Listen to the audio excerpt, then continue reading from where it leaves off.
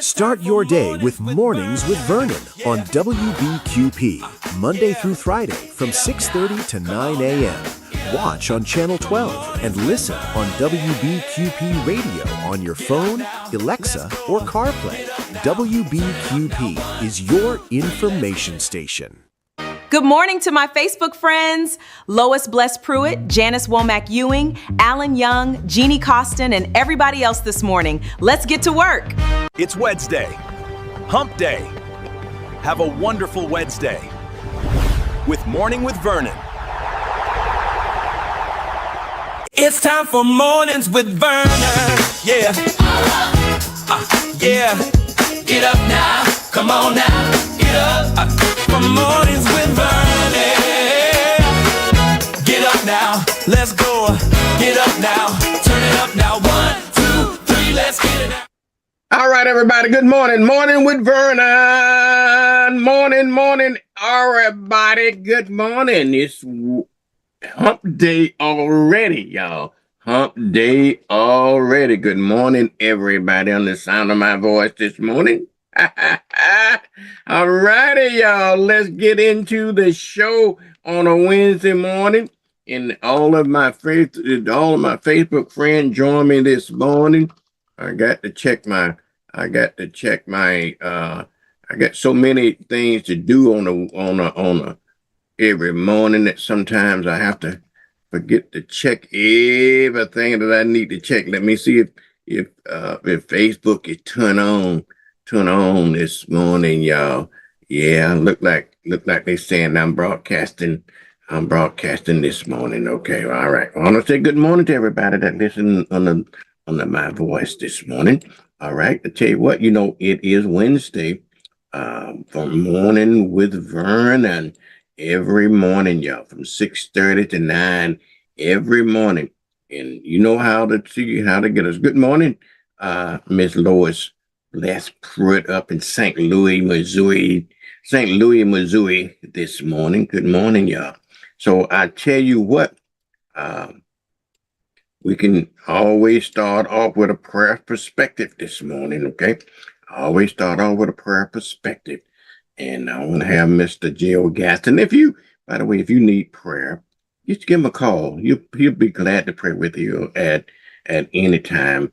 But if you don't mind, we're going to have Dr. Gaston to give us a prayer before we start this morning, if that's okay with everybody. This is Jill Gaston on this Wednesday.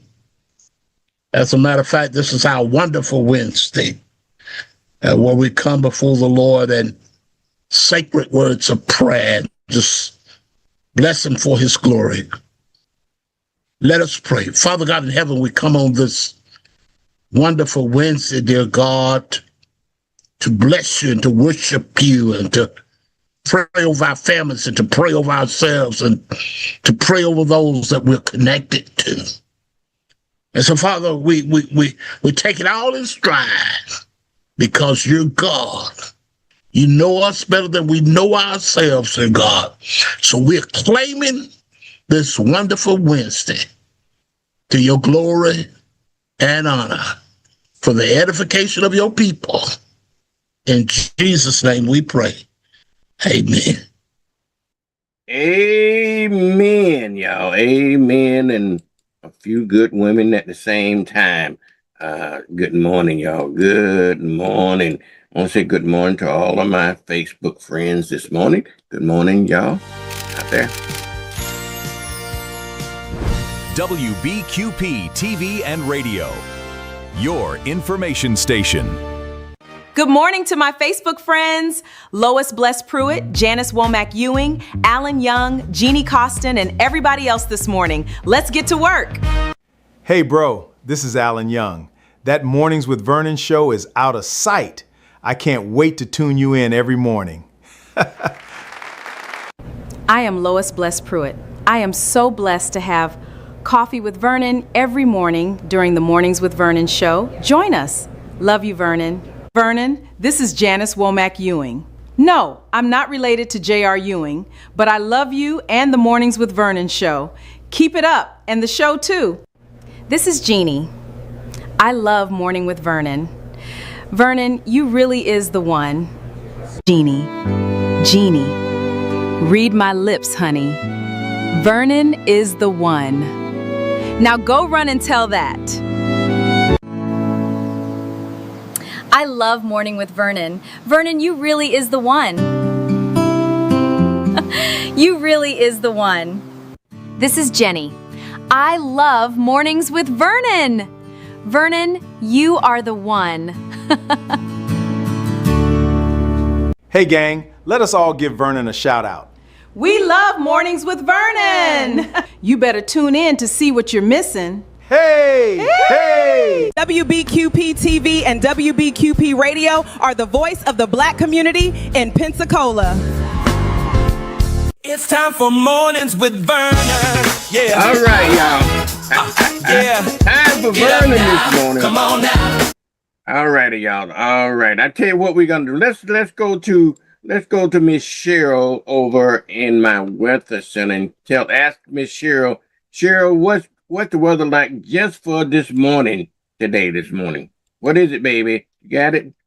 UP weekly weather forecast. By Wednesday, we'll finally catch a break. Expect partly cloudy skies with just a 20% chance of rain. Temperatures heat up to 91 degrees with a low of 76. All righty then. What about traffic? Traffic, Miss Lola. Is traffic going good this morning? Good morning. How you doing this morning, sugar? Well, thank you for asking. Are you ready for the traffic report? Here we go. Good morning. Happy Wednesday, everyone. If you're heading out right now, things are looking mostly smooth across Pensacola. But we do have a couple of trouble spots to watch out for to keep your morning stress-free. Starting right here in Pensacola, if you're taking I-10 westbound toward Mobile, expect a bit of a squeeze. We're seeing some brake lights near the way station just past Pine Forest Road, due to a minor fender bender on the right shoulder. It's not blocking traffic, but it will add about 10 minutes to your drive, so give yourself a little extra time. Down on 9 Mile Road, right near our WBQP studios, traffic is actually moving beautifully this morning. Just keep an eye out for some utility crews setting up near University Parkway. All lanes are open for now, but you'll want to tap the brakes and watch your speed through that work zone. For those of you commuting across the Pensacola Bay Bridge into Gulf Breeze, I have great news. It is a clear, wide-open drive so far. No backups or delays being reported, so you are good to cruise. And taking a quick look over in Fort Walton Beach, if you're hitting the Chappie James Bridge, traffic is flowing right at the speed limit. Just be mindful of a stalled vehicle on the shoulder right before the Gulf Breezes. Emergency crews are on the scene, but the rubbernecking is causing a slight crawl. I'll be keeping a close eye on the roads all morning long to keep you moving. I'm Lola with your WBQP Wednesday traffic. Stay safe out there, Gulf Coast. Back over to you at the desk. Back over to you, Vernon. Have a nice day. Thank you, sugar. I appreciate you. Okay. All right, y'all. Get those lottery tickets out, y'all. And just get you a pencil out so you can write down these lottery numbers, okay? All right, here we go. Lottery time. Guess what, Vernon? It's Wednesday, the lotto run last night. Let's see if we won. Get those tickets out. Vernon, let's check those lotto numbers. Aren't you tired of working to support me? I'm feeling lucky. Get those tickets out and check them.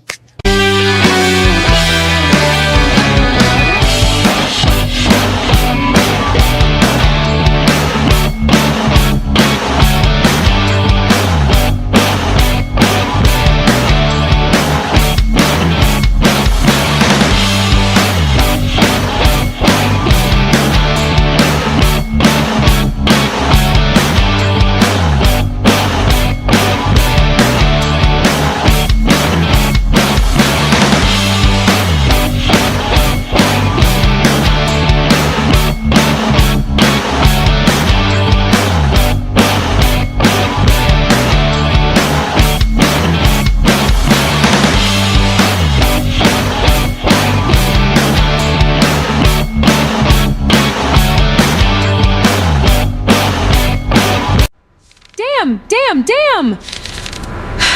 Well, maybe next time. Yeah, sugar, maybe next time. Y'all keep playing, though. Keep playing. Who knows? Your luck might run. You might run goods. Okay? All right, y'all. We got traffic out the way. We got the prayer out the way. We got some weather of the day out the way. We got the lottery out the way. I'm going to bring you some sports a little bit before I go on.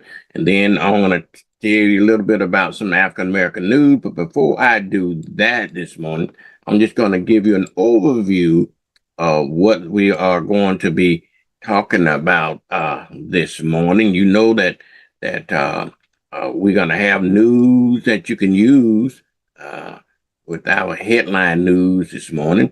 Hopefully, we'll be able to get a little Black history in this morning. Then we're going to have some community news this morning with Mr. Ellison Bennett right around the 7:30 time frame, because he always brings us some good community news. And then at about a 7:45. We're gonna be dealing with Mrs. Jill Dagg. She got inside Okaloosa, and also I'm gonna change that. So also she's gonna tell us what's happening around Santa Rosa as well. And we're gonna be joined also with my co-host on Wednesday is Charles D. Thornton III. He will be here to talk about whatever he wants to talk about and whatever we decide to talk about. We got a lot of stuff we need to talk about this morning. Our special guest this morning, about 8:30, is a lady by the name of Dr. Gloria Horning. Dr. Horning is running for ECUA District 2. So we'll get a chance to hear what she had to say on mornings with Vernon. Okay, on Mornings with Vernon. Now, our first thing I want to do before I get out the way, I want to go over to Naomi, y'all. Naomi is just get us some African American news out of the way first before we get into the other news. We'll get into that after we take a commercial break. But Naomi, good morning. I want to check and see. Good morning, Vernon. I'm Naomi. Hi. Here are this week's top African American headlines. NAACP demands federal investigation after 2 Black men die in Tennessee. The NAACP is demanding a federal civil rights investigation following the deaths of Tyreen Johnson, who was shot by Tennessee National Guard troops in Memphis, and Darius Chappell, who died while in custody after a violent arrest in Clarksville. The organization is also calling for the suspension of the Memphis Safe Task Force until independent investigations are completed. NAACP launches $20 million Black voter mobilization campaign. As America marks its 250th anniversary, the NAACP announced a $20 million nationwide campaign designed to register, educate, and mobilize millions of Black voters ahead of the 2026 midterm elections. The initiative will focus on voting rights, civic engagement, and turnout in key states. Ben Crump and Al Sharpton join families seeking answers in Nolan Wells' case. Civil rights attorney Ben Crump and Reverend Al Sharpton stood with the family of Mississippi teenager Nolan Wells, demanding transparency as questions continue surrounding the circumstances of his death. The case has attracted national attention across Black media. Bowie State nursing graduates achieve 100% national pass rate. Maryland's Bowie State University, one of the nation's leading HBCUs, announced that every graduate in its nursing program passed the NCLEX licensing exam on the first attempt, an achievement celebrated as another example of excellence at historically Black colleges and universities. Mississippi judge speaks out after rumors spread online. Mississippi Chancery Judge Ashley Cole publicly addressed social media rumors linking her son to the Nolan Wells investigation, urging the public to rely on verified facts rather than misinformation circulating online. Former Jackson, Mississippi mayor pleads guilty in federal bribery case involving alleged corruption and is awaiting sentencing. The case continues to draw attention throughout Mississippi and the Black political community. New museum celebrating Black women's history receives $1 million boost. A new museum dedicated to preserving and celebrating the contributions of Black women received a $1 million grant, helping expand exhibits highlighting African American leadership, education, civil rights, and culture. Black father sparks national conversation after recording son's first police stop. A viral video showing a black father documenting his teenage son's first encounter with police has renewed discussions nationwide about the talk many black families have regarding interactions with law enforcement. Indiana Black Expo draws thousands. The annual Indiana Black Expo Summer Celebration welcomed thousands of visitors for events focused on black business, education, healthcare, entrepreneurship, and youth leadership. Organizers called it one of the largest gatherings celebrating African American achievement in the Midwest. HBCUs continue strong enrollment and workforce expansion. Historically black colleges and universities continue expanding programs in nursing, technology, engineering, cybersecurity, and artificial intelligence while preparing students for another academic year of record interest and enrollment. Those are your WBQP TV and WBQP Radio African American headlines. For more stories affecting our community, keep watching WBQP TV and WBQP Radio, your information station, the voice of the black community. Thank you, Vernon. This is... All right, baby. Thank you, sugar. Thank you. I appreciate it. But you know, a lot going on in our world. I got two stories I want y'all to stay tuned to this morning that you talking about. And I don't know, some of these stories like Nolan Wells story you probably never heard of until we start featuring it on here. But there's two stories. You know, we talked about the Nolan Wells. We reported that story several weeks ago. Now it's heavy in the news. I got another story I want to talk to once we get to the regular news. Is another story, Nolan Wells. This story here, not Nolan Wells, but I want you to follow this story here called Daniel Ewan. These two stories are so similar, y'all. It's so similar that it is absolutely scary, okay? So similar, it's absolutely scary. But I get into that story whenever we get into our other news this morning, okay? After we do our commercial break. All right, let me try to go over to Nolan here. Orion here. Orion is our sports reporter, okay? And so let me introduce you to Orion. I am Orion, WBQP TV sports reporter, bringing you the best in sports activities around the country and here in Pensacola. Sports fans, stay connected. All right, we'll stay connected. You want to do your report, sir? This morning, you want to do your report? Good morning, Vernon. Hello, everyone. I'm Orion, and welcome to the WBQP Sports Report, bringing you the biggest sports stories from around the country and here at home. The countdown is on to the 2026 FIFA World Cup final as the world's biggest sporting event reaches its championship weekend. Millions of fans are watching as the remaining teams battle for soccer's ultimate prize, bringing one of the most successful World Cups in history to an exciting finish. Over in London, Wimbledon wrapped up another memorable tournament. On the women's side, Linda Noskova captured her first Grand Slam title in a thrilling championship match, while the men's final features Jannik Sinner taking on Alexander Zverev for the prestigious Wimbledon crown. In Major League Baseball, excitement continues as the league prepares for the MLB All-Star Game. Baseball's biggest stars will gather after the Home Run Derby, while teams continue battling for first place before the midseason break. The NBA Summer League is also underway, giving basketball fans an early look at the league's newest rookies and young talent hoping to earn roster spots for the upcoming season. On the hardwood, the WNBA season continues, with teams jockeying for playoff position as several marquee matchups headline this week's schedule. Cycling fans are following the legendary Tour de France, where riders continue to battle through challenging mountain stages and extreme summer heat as the race heads toward Paris.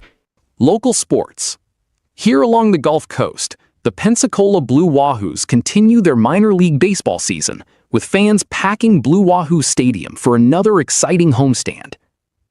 The Pensacola Ice Flyers are preparing for training camp and the upcoming hockey season, while the University of West Florida Argonauts continue summer workouts as football, volleyball, and fall sports inch closer to kickoff. That's your WBQP Sports Report for the week of July 10th through July 20th. I'm Orion, reminding you to stay active, support your local teams, and keep it right here on WBQP TV and WBQP Radio, the voice of the Black community.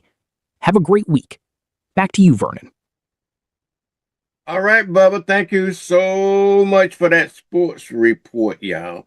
I tell you what, I like to try to get people motivated this morning and see what's going on.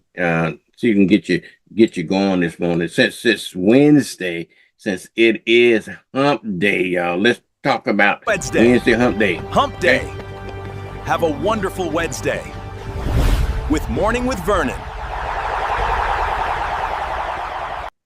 All right, y'all. Let's try to get something to motivate us this morning. Can we get something to motivate us to get going this morning? I wish we could get something to get us motivated and start it off this morning. Can we do that? What are you doing on Tuesday? What are you doing on Wednesday? You need to be very specific. It's time to put. All right, let's start it right. Can we start it right, bro? Come on. I want to start your motivational Monday off on the right. You know what I hear? I hear the clock ticking.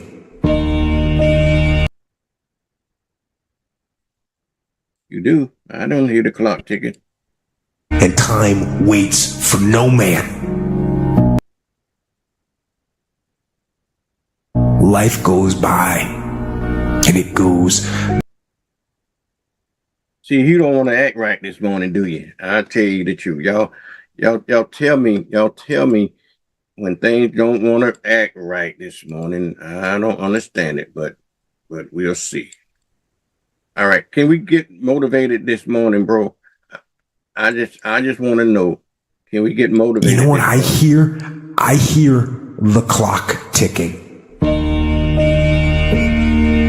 And time waits for no man. Life goes by, and it goes by quick. Don't waste those years. Don't waste them. Live them. I want you to be terrified of sitting on the sidelines and doing nothing. Waking up in 6 days or 6 weeks or 6 years or 60 years and being no closer to your goal. You've made no progress. That is the nightmare. That is what you really need to be afraid of, being stagnant. So, get up and go. That idea isn't going to execute itself. That book isn't going to write itself. Those weights out in the gym, they aren't going to move themselves. You have to do it, and you have to do it now. Don't wait anymore. Don't think anymore. Don't plan anymore. Don't contemplate anymore. Don't make any more excuses or justifications. Don't rationalize anything else. No. Take the risk. Take the gamble. Take the first step. Take action now. No complacency. No backing off. No slack whatsoever. No more dreaming. Dreaming is over. I need specifics. What are you doing on Monday? What are you doing on Tuesday? What are you doing on Wednesday? You need to be very specific. It's time to put your pieces together of your puzzle. You need to be in a big damn hurry. Time is running out on you. There's 86,400 seconds in a day. The separator between me and you and people that win and lose is what we do with those seconds. And you're too slow. You're too casual. You think too much. You need to get in a hurry because there's an end to your life and it's coming sooner than you think. It goes by in a flicker and at some point it's going to be over. And we want to make a conscious, deliberate, determined effort to start living life with a sense of urgency and using what we've got, using ourselves up, sharing what we brought into the universe to share. Because if we don't, nobody else will. Stop wasting valuable time. If we begin to live our lives as if each day were our last, our lives will take on a whole new meaning. When you die, when life is over for you, I don't want you to have one idea left in you. I don't want one dream left in you. When you die, I want you to go for broke. Every CD that you were supposed to do, every book you were supposed to write, I want you to get everything out your system. We get one shot at this gig right here, life. So do not wait. Go forward. No more waiting.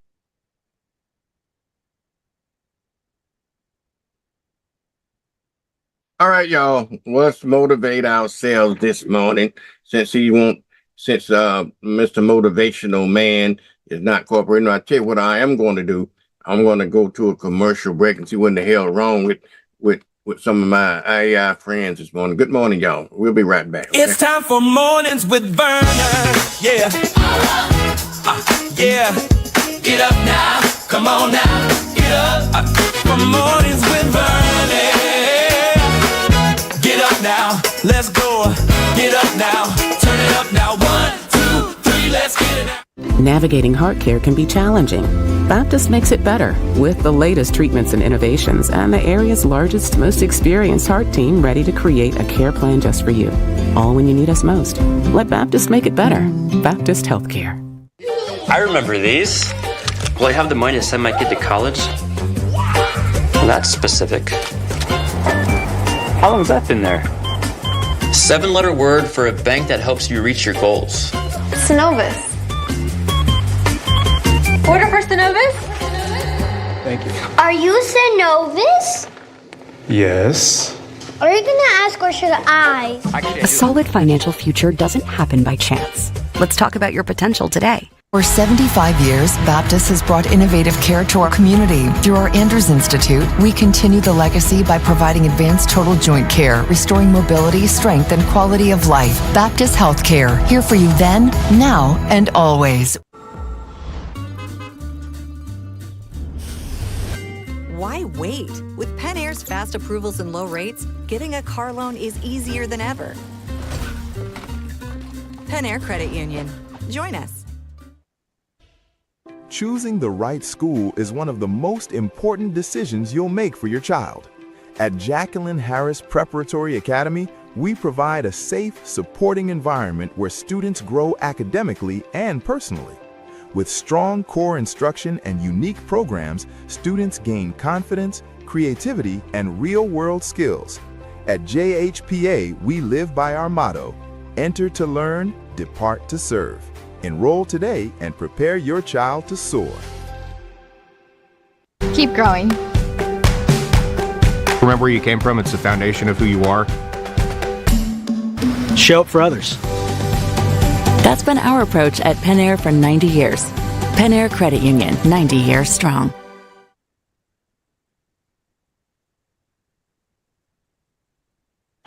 WBQP salutes the spirit of America, celebrating 250 years of freedom. Happy birthday, USA!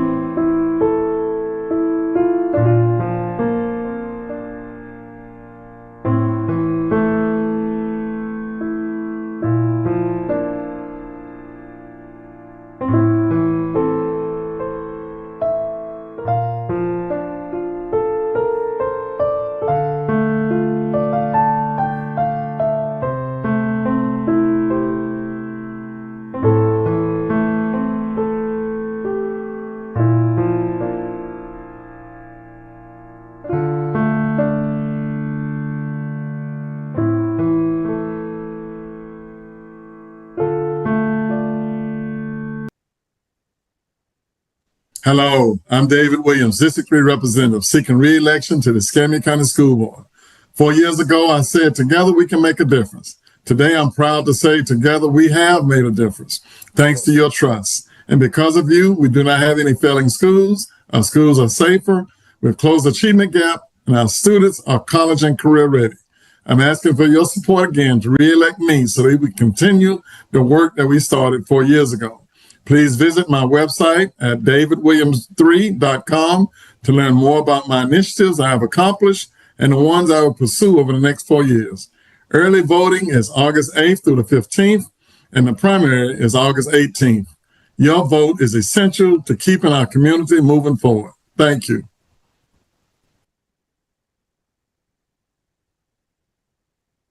This is Prayer Perspectives by J.O. Gatson on your WBQP.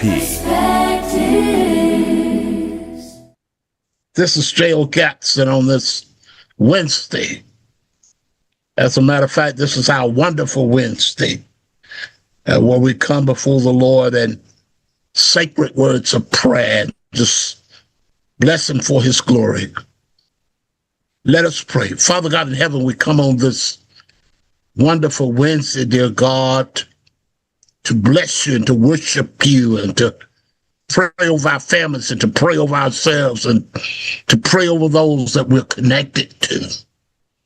And so, Father, we take it all in stride because you're God. You know us better than we know ourselves, dear God. So we're claiming this wonderful Wednesday to your glory and honor for the edification of your people. In Jesus' name we pray. Amen. I'm Dr. Isaac Williams, and I'm running for School Board District 3. Our community is asking for change, and I agree. District 3 deserves change. District 3 deserves a representative who will listen, communicate, and stay connected to the community. Our students need every opportunity to succeed. Our teachers need support, and our community and parents need a voice. I've spent my time as a servant leader in the Marine Corps, as a pastor, as a community activist, and I'm prepared now to serve District 3 on day one. And I will be honored to earn your support and your vote on August 18th. God bless you. God keep you.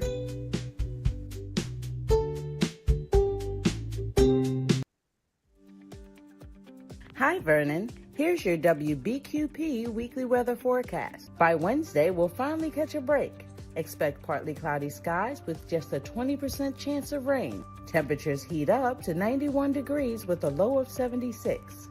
Thursday turns even hotter with a high of 93 degrees and a low of 77. We'll keep a 30% chance of an afternoon shower. And on Friday, we'll wrap up the week with mostly cloudy skies, a high of 94 degrees and a low of 77. Overall, expect a warm and humid week with scattered thunderstorms early in the week. This is Cheryl Mulrain, and that's your weekly weather forecast on WBQP TV. It's time for Mornings with Vernon. Yeah. Yeah. Get up now. Come on now. Get up. For Mornings with Vernon. Get up now. Let's go. Get up now. Turn it up now. 1, 2, 3. Let's get it. All right, y'all. Good morning. And Morning with Vernon this morning. I want to say good morning to everybody this morning. We're going to get into some news.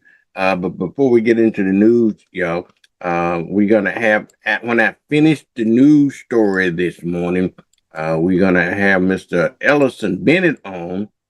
He brings us what's happening around what I call homeboy news, the hood news, community news. He tell us what's going on in and around the community and give us his feelings about Trump and all this other kind of stuff. So you give us a little bit of community news, and then we're gonna bring on Cheryl this morning. Then Charles Thornton hopefully Charles Thornton gonna join me.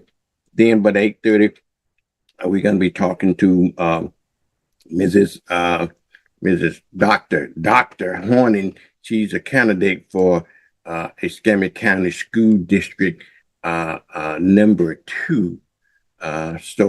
But in the meantime, let's go ahead and see what's happening in and around our community, y'all. Okay? In and around our community. News you can use. Good morning, Cutie Vernon. It is great to be with you today. What's happening in the news in Pensacola today?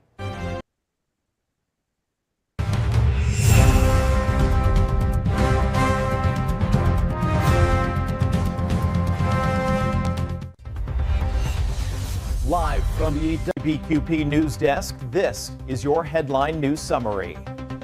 Now here is Vernon Watson with his version of today's headlines.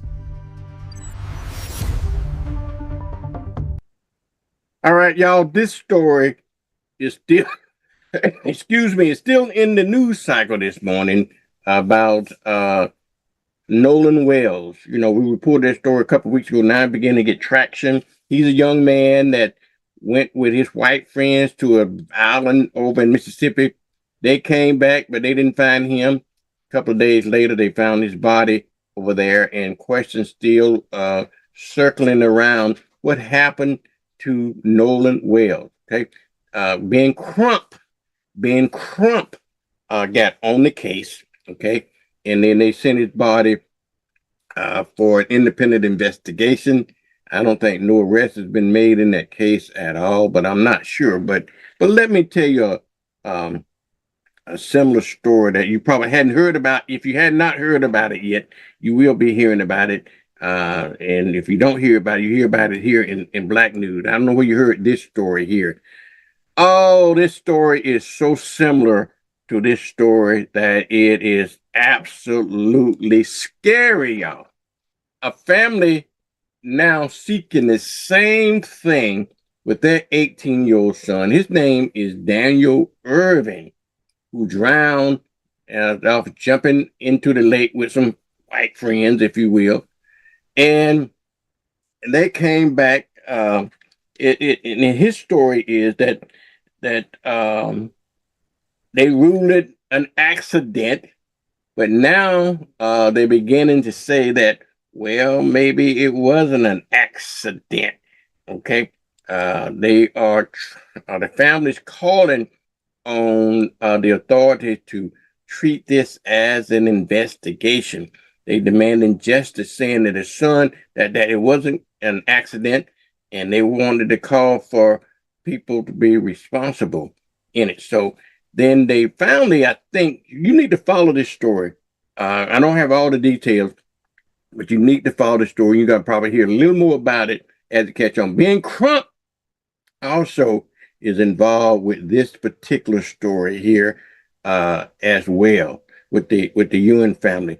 Daniel Ewing. Okay, here's what I know about it so far. Okay, and it's so similar to the Nolan Wells case. It's kind of scary, y'all. But what I do know about the story is this guy by the name of Daniel Irving. He jumped into the lake, and Lake Ray Hubbard. I think that's out in Texas, somewhere out in Dallas, somewhere in that area in Texas. This happened on July 4th with his friends, but he never resurfaced. His body was recovered days later. That's what they say he did, okay? Because he was his friend. They say they jumped in the lake, and but some other things came up to suspect foul play. Now, his body was found and recovered some days later. And the family say that he was beaten and held underwater. One man has been arrested for tampering with evidence, okay? And so the family says there should be some more charges and more investigation that is going on with that story. So I tell you a lot more. I got some footage here of the family when they did I think they did a press conference with that, and I think it was his sister or somebody that we might want to see if I can get into that up to the moment audio. we go to sleep. It's a soul tie between all of us. We're so Okay. Come on, footage. I can't get my footage there. Okay. Let's see here. What about here? No. I'm not getting my footage. That's a whole press conference they gave with that. His lawyer was talking about it. Let me see if I can get some of that in here. What his lawyer was talking about, okay? He was a young, healthy 18-year-old member of his swim team. Amen. He could swim. Amen. He was comfortable in the water. That is a fact. Amen. It doesn't add up that he drowned. And these two young men they left him there to die. They didn't call anyone. For them to say it's an accident and not call for help, it just doesn't add up. And we're asking again, law enforcement to look into this, to the district attorney's office. Why didn't they call for help? Why are they getting rid of evidence? Look into that. Amen. Would Daniel's mother like to say a few words? I would just like to hear. Not at this time. Would any of you be able to speak to who he was as a young man, what he wanted to do with his life? I am Mackenzie Irving. I am Daniel Irving's sister. Firstly, I would just like to say that my brother did not deserve this. My mother did not deserve this. Amen. My family did not deserve this. Amen. My brother was a law-abiding citizen. He had big dreams, big aspirations. He was always smiling. There's not a photo of him not smiling. My brother wanted to do so much with his life. Very kind. He was a protector.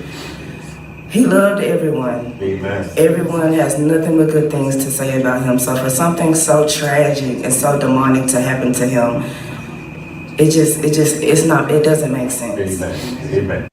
All right, y'all. I'm not going to go further, but that was a long press conference. But you get the gist of what we're talking about. It's another family going through another issue with another black family, 15, 18-year-old guy that was on a swim team, but supposedly accidentally drowned.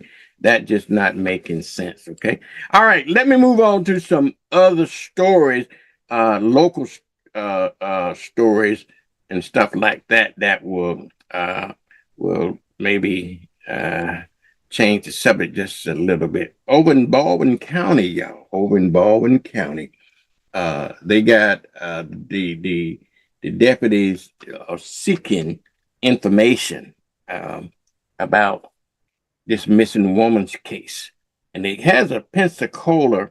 It has a Pensacola link to it, if you will. Okay, it has a Pensacola link to it. So, and you need to read. Go to WAR and go to I believe the other news story. That I want you to get the details on that story, because you're going to hear a lot more. You're going to hear a lot more about these stories as time to come. I don't have time to get into a lot of the story, but this lady been missing since 2022, and so the Baldwin County Sheriff Office is looking for help trying to find this missing lady as well. Taylor Elizabeth Gibson, I think was her name, 32-year-old. She was 32-year-old, and she was reported missing in 2022, and she was last known living over in Lillian, Alabama, and she believed to have traveled to Pensacola, and so they need your help. They need your help. If you got any information, call over to the cold case center over in Alabama, Baldwin County, Alabama Sheriff Department, if you will. Okay. Another story here is a 48-year-old Louisiana man, y'all, and you know me. You know what I want to say about this. Another motorcycle accident. Okay. He was thrown from his motorbike I think it was over in Baldwin County, Alabama.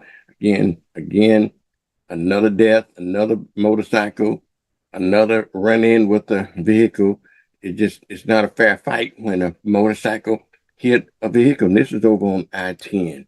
So I think it was on yesterday. Okay. Let's move on to another story, y'all. You know, the air show is coming up this weekend, y'all. Yeah, everybody is excited about the air show. Okay. Well, one event gonna be missing. Fat Albert is going to be missing from the air show. Big Fat Albert is going to be missing from the air show, y'all. You know why? Because Fat Albert is getting some maintenance over in the UK. Okay, over in the UK. So the show is gonna go on without Fat Albert this season. But don't fret. Fat Albert will be back next year and for the 2027 season. You know, you said, who is Fat Albert? What is Fat Albert? Fat Albert is the cargo plane, if you will. But you know, but you got for a C-130. I've been in the military, and I used to be serving in the Air Force, and we had the 919 Special Operation Wing, and we used to fly those C-130 aircrafts. And this is C-130 Hercules aircraft, if you will, that it supports the Blue Angel with logistics and transportation, and and bring the team, bring the team along and everything. So, but it won't be at the air show this time. So, but they will be performing with a fleet of FA-18 Super Hornets as well. Okay, so look for that. Look for that. Okay, but we had on yesterday about safety at the air show. No drone, no kite, none of that kind of stuff. So don't get yourselves in trouble.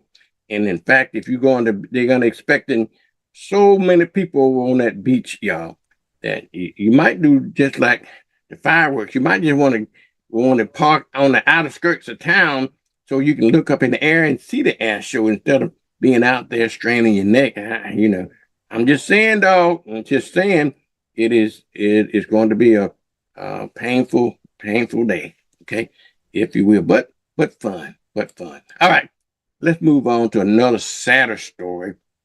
This 32-year-old Navarre man was indicted for child pornography charges, y'all. Just like we always say, just what Janet would call them, perverts. Okay, perverts. Yep, perverts. In this story here, if you will, it's if anybody got any information, first of all, about this guy, his name is John Michael Morazzo, 32 years old, from Navarre, Florida. He's been charged with federal indictment and possession of child pornography. He faced up to 20 years in prison. They did an investigation on him, and evidence was included some, they always find it on their electronic devices like the computer and phones and stuff like that. And so he's in trouble, y'all. He's definitely in trouble. I want to say one other story here before I move on to this story in reference to that other story we talked about earlier. This story here. I think Janice Womack posted here. She said they need to look into Gerald Jackson. He went into a concert with his white friends and ended up hanging from the tree. Oh yeah, Janet, you know what? You are absolutely right. It's so. Are we going backwards, y'all? Yes, since the Trump administration, we are actually going backwards, y'all. I'll tell you what. Oh Lord. But anyhow, we'll get to that. Janet, I'm gonna do some more research on that story and get back to you on that story as well. All right, let's move on to another story before I run out of time, because Ellison will be checking in right on time with his report. This man here, Pritchard, Alabama, y'all, have been having some issues, y'all. I have to tell you, Pritchard been having its sets of issues lately. They took over the police department over there. Now, this guy also, he worked for the city of Pritchard, Alabama. And he worked for the civil affairs. He was the civil affairs director. He was arrested on some outstanding warrants over there in the city of Pritchard. But he still got so far, he still has his job, as I know of over there. He hadn't lost his job yet. Okay.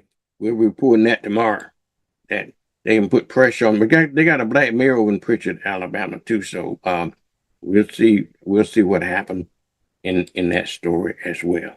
All right, let's move on to another story here, saying about Escambia County already had more deaths in 2026 than they had in 2025.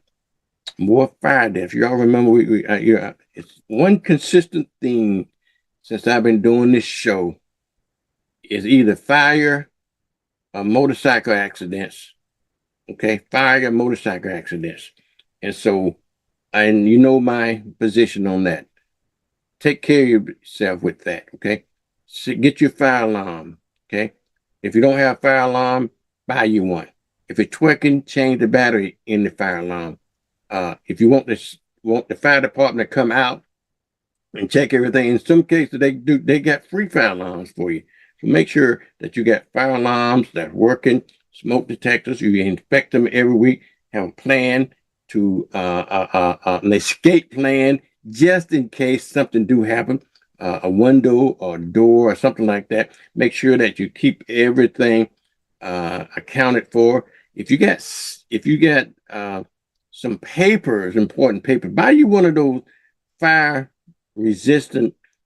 They don't cost a heck of a lot of money. You know, all important paper, you keep it in one of those fire resistance case, if you will, just in case things you know, and keep everything safe. Anything that's hot from anything flammable and so forth. You can save your lives. You can actually save yourself as well. Now, speaking of fire, y'all remember that fire that had over in Bangkok. Now they say the death toll has reached over 30 people in that club over in Bangkok. As they saying that what contributed to that fire was a little bit of neglect. They saying that because the stuff they were using, doors were locked that they couldn't get out of, and so forth. So keep your eyes out on that story as well. Another story, Jesus Christ, but I'm glad to report these stories about this man here. A judge did a scathing report on his slush fund. Remember his personal attorney that he's trying to get confirmed to be the U.S. attorney at the Justice Department, gave him a deal where Trump think he's slick, gonna sue the IRS so that he can settle. All that was a game, so he can settle with the IRS that he doesn't have to pay taxes, his family don't have to pay taxes, and then gonna get a slush fund to reward those bastards that broke into the January 6th criminals. Criminals do criminal things, y'all. We got a criminal, in my opinion, we got a criminal he is a 34 convicted criminal, okay? So, but he's just more than just that kind of criminal as well, in my opinion. But anyway, a judge shot that down.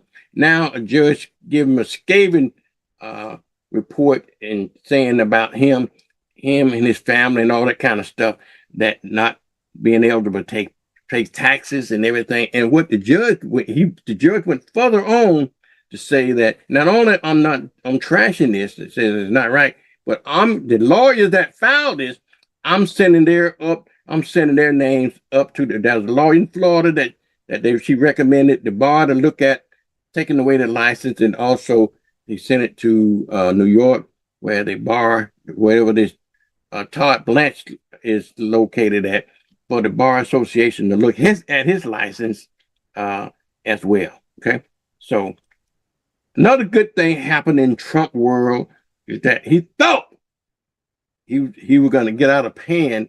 The reason he was a 34 convicted felon, whatever I think is a felon, whatever it is, he thought he was going to get out of paying that $5.6 million settlement, but the judge ruled that he had to pay it, and it's been confirmed, as I understand it, it's been confirmed that E. Jean Carroll is now officially a millionaire, okay, because she received that $5.6 million payout from that Trump civil case. And she was quoted as saying it's been a long road, but justice has finally been served on that. See, Trump can't keep his damn mouth closed. He was convicted, and then after that, he kept running his mouth and defamed the woman. That's the reason she got the $6.5 million. Talk on, buddy. Talk on. And so that's what they got criminal conviction against 34 counts, but that wasn't enough for him. He had to keep running his mouth and defame the woman after that. And so they civilly sued him, and now for the tune of $5.6 million. And now she is a millionaire as a result of all of that. Okay. E. Jean Carroll, good for you, sugar. Good for you. All right, let's move on to another story here, if you will, here in Pensacola. Okay. Pensacola man here, if you y'all need to get, if you want to get the details on these stories, read the News Journal. Okay, I'm sending you to the News Journal. I'm sending you to all your local newspapers and your official news source, WAR, WKRG, WALA, and NBC 15, and all those kind of folks. They give you all the information on it. But this man here, his name is DeAndre Lamar Harris, that he got busted, if you will, for 100 grams of cocaine and 500 grams of marijuana on a traffic stop. Okay, on a traffic, that's the common thing, on a traffic stop. I told you, if you're gonna do criminal things, why don't you just obey traffic law? Maybe you won't get caught as quick. You're gonna get caught, but not as quick. Speaking of traffic, y'all, let me tell you this. Right now, slow down, slow down. They got a campaign on all across the South that and more police officers and sheriff deputies and city police officers and highway patrol and every department ICE, they are cracking down on speeders as a national campaign. So if you have been driving a little bit over the speed limit, you might want to slow down. Okay, you heard it right here from me now. Okay, you heard it from me. You might want to slow down. Okay. All right, let me move on to another story before Ellison called. He'll be calling in a few minutes. Today is Wednesday, unless the creek doesn't rise. Okay, because he usually call me to let me know if he's not going to be on this morning. But it's 7:30. I'm surprised that he had not called. But let me continue these stories here. The story that on Iran. Okay, we're into a war. We're still into a war. There's the ceasefire failed, and like I always tell y'all, ceasefire is nothing but a time for them to reload up the bullets again. And I think that's what happened in this case. The United States had all these sophisticated weapons and tried to unload upon Iran. And when they ran out of ammunition, okay, time out.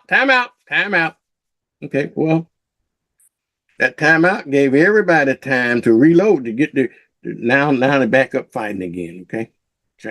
You go tell that. Okay, you go tell that. All right. Now this thing here, y'all, and I'm not calling, but which I should call him a thing. What's his name is from Florida. Used to be the governor of Florida, Rick Scott, had introduced. They did this one time before, and I don't know. I guess you got to in Florida. They passed a law. I think in Florida. There's two things here we got to deal with. Dealing with AI in Florida now. I think Rick Scott is proposing a national bill for safeguarding, what he calls safeguarding the Kids Act, and they're trying to find funding for AI safety lessons at school. Okay, and so AI on the computer and on the dark web and all this other kind of stuff. So Senator Scott has introduced what he called the Safeguard Act, and this bill will provide funding for AI safety lessons in schools nationwide if and when it gets approved. Okay, it get approved.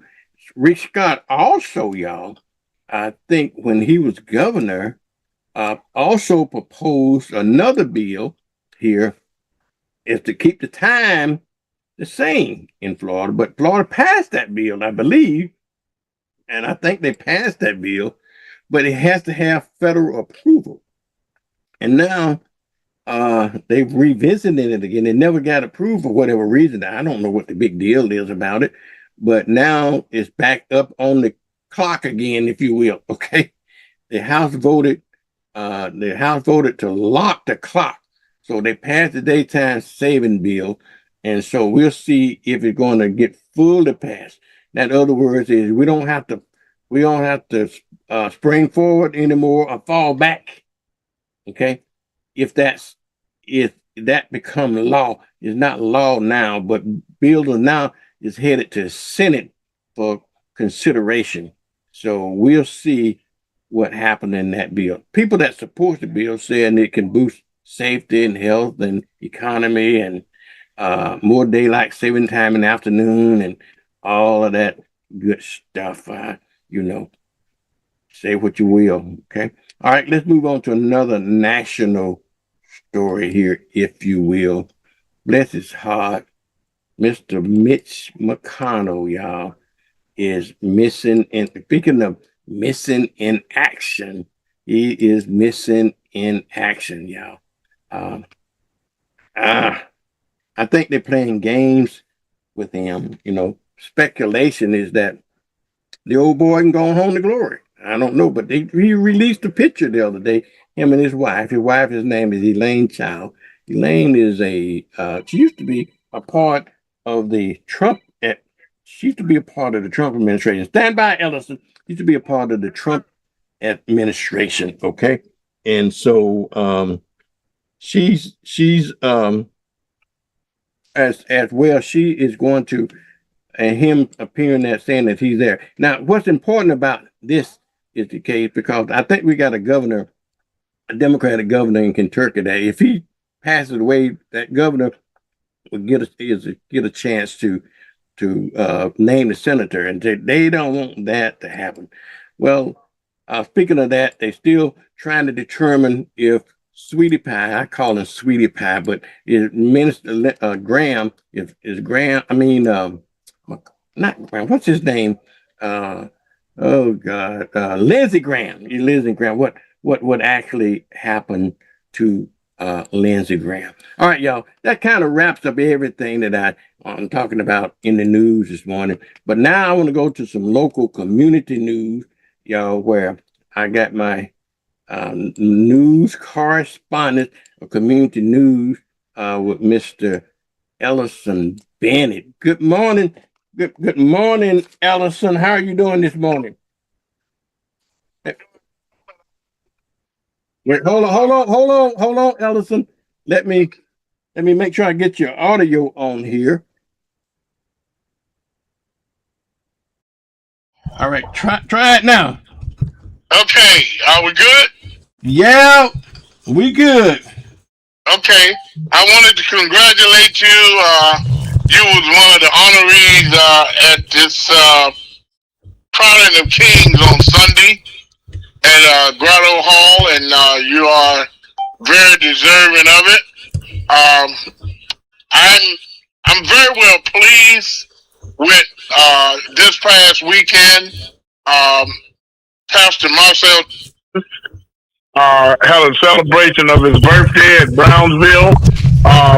It was very well attended. Saw some people from the Warrenton area I had not seen in years. And then Sunday over at Grotto Hall, it was very well attended. I want to thank the Reverend Pookie Gregory Thornhill for his vision, recognizing people who have made a contribution to the betterment of this community.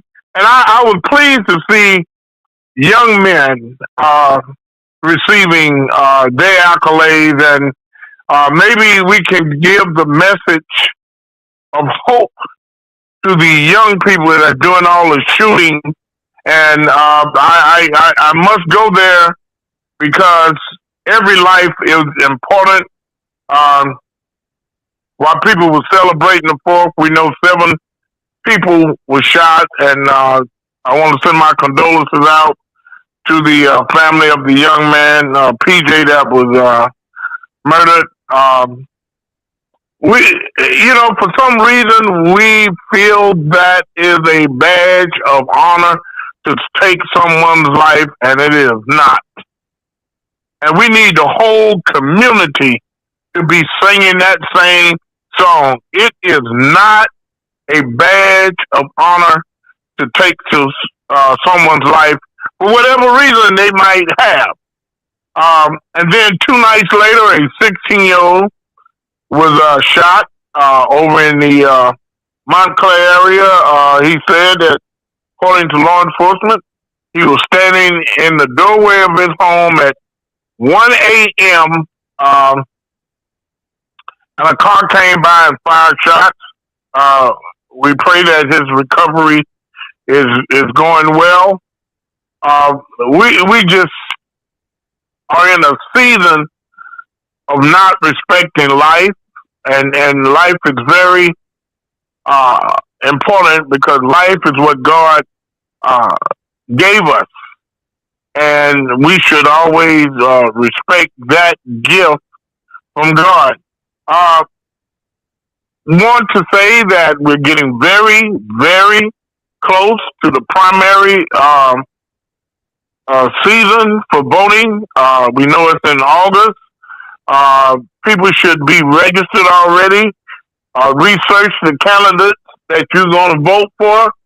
And we just need 100% participation in this midterm that we will vote in the general election in November. But before the general comes, you have the primary. I want to speak to the young people that say that they have nothing to vote for. Don't let nobody tell you that. That is the furthest thing from the truth. People have died. They sacrificed their life. They was in prison to give you a right to vote. And you owe it to the next generation that you are going to make sure we get people elected that is going to represent all the people, not just make America great again, folks. It is very sickening to see this president who only think it is okay to remove black people from recognition, whether it's a general or whatever. And he is the most corrupt, the most evil, racist person to ever serve in a public office. Yes, I said it. I'm going to keep saying it because he is a evil racist. His granddaddy was a pimp, and his father was a grandmaster with the Klan. That is fact. I'm disappointed in Brian Donald, who's running for governor, because he only wants to satisfy Donald Trump's ego. Brian Donald will not be good for the state of Florida. I know he's a black man, but he will not be good. Whether he would happen to be a Democrat or Republican, we all know he's a Republican, and he finds no wrong in anything that Trump does. I saw the report yesterday, Vernon, about the reflection pool. Trump have lied about that pool just like he have lied about the war, this cryptocurrency, and all these things that's going on with his administration. While he and his family are making billions, he's telling everybody else everything is fine. No, it is not. The economy is not fine.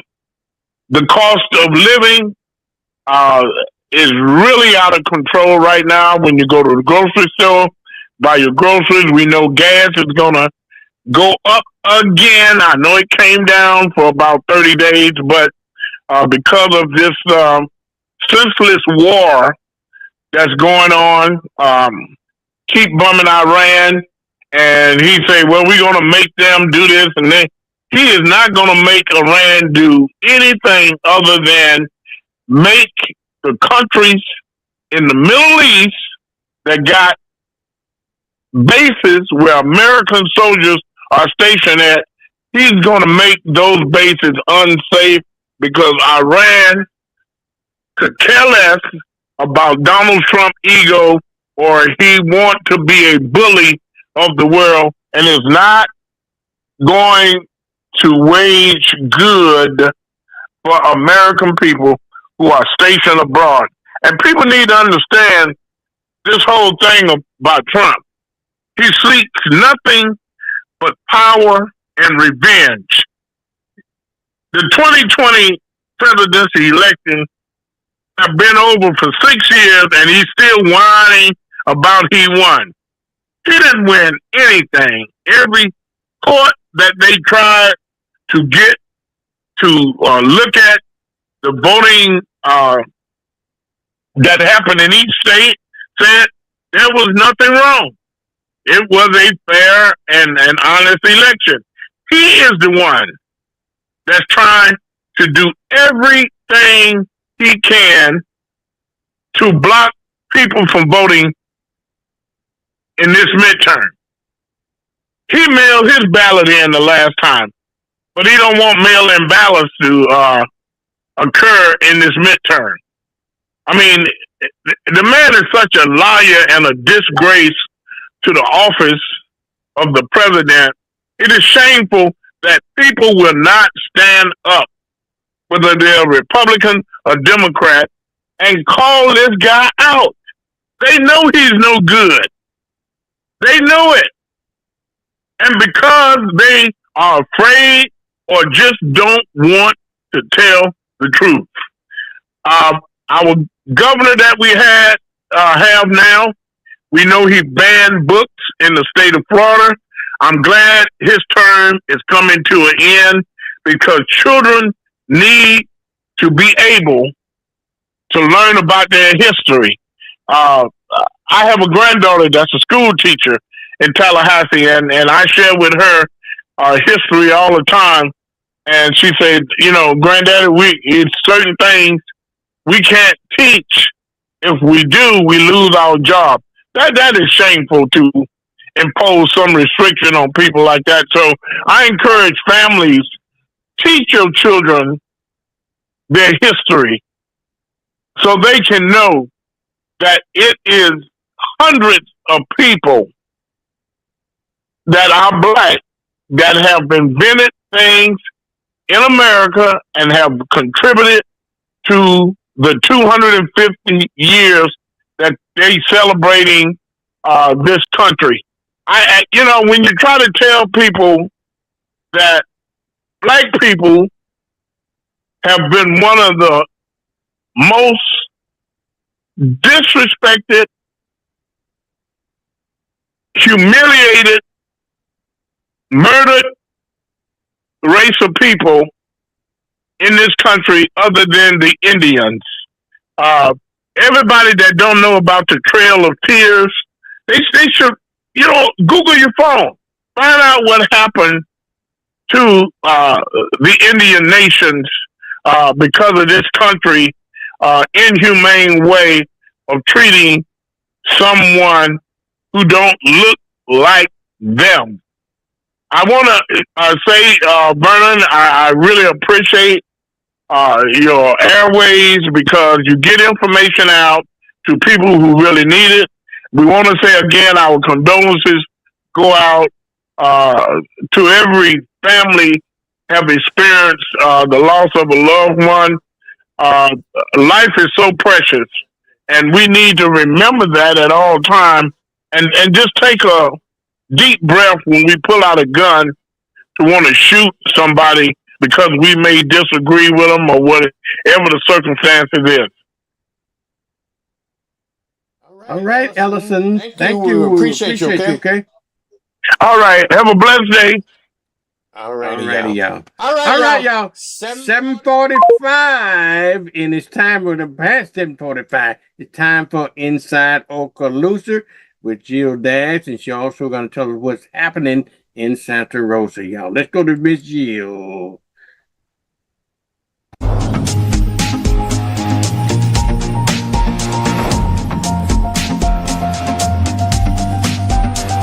Welcome to Inside Okaloosa with Jill Daggs.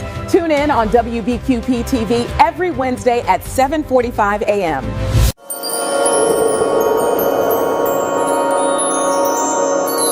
Well, good morning, Miss Jill Daggs. How are you, sugar? Good morning. I am doing well. How are you today? I am well. What's going on inside Okaloosa County this Well, there morning? is just so much going on. So you know that we have this fabulous, nice, hot weather. I was out packing my car, and I'll go over where we're going next. And early this morning, and it's hot, it's humid. But then when it was cold, we were complaining, and I kept saying, "It's coming, it's coming." Well, it's absolutely here now, and it is hot.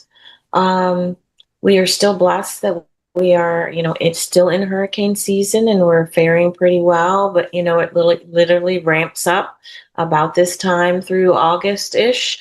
So we'll just be vigilant and pay attention. So hopefully you're enjoying the cool off from the rain. I have to give a shout out to those people who work outside. I often drive by Vernon, like the people that are working on the roads and doing what we need them to do to take care of us. But I'm like, it's so hot. I feel so bad for you. You need an extra $100 a day just for being outside. Kind of like working the night shift, where you get shift pay for being outside. You should get extra money. And Amen. That's that. So then, of course, we have election stuff going on, and we have candidates that are running. And so in Santa Rosa, Okaloosa area, we have Ingrid Wadsworth that's running for House District 3. And this is an opportunity for us to engage. And I think that we can focus on the horrific things that are happening outside of our area or the state, or we can come back home to Escambia, Okaloosa, Santa Rosa, Walton counties and say, hey, like Allison said, what can we do?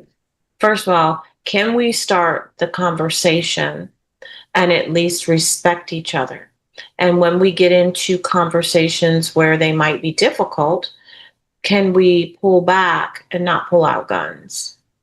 Can we pull back and not immediately go to social media and spew your belief, especially when it's out of anger? Can we pull back and say, okay, we're just not going to see eye to eye, but can we address the issue? And so Vernon and I often tell people, I have to speak in Atlanta in 2 weeks at something. I don't even know what I'm doing, but if Christina was on here, she would tell you, if Jill's there, she's always going to tell you a story. Because I like to put people in scenarios, sometimes real life scenarios, but scenarios where you are frustrated, you are in a situation where if you don't learn to communicate with your neighbor or to figure out what talents we have so we can get out of the cave that just collapsed or the building that's about to blow up or whatever it might be. And so I would just encourage everybody, get engaged, get involved. There are city council meetings, there are school board meetings, there are faith-based groups in the NAACP and your other organizations that you can just go and listen.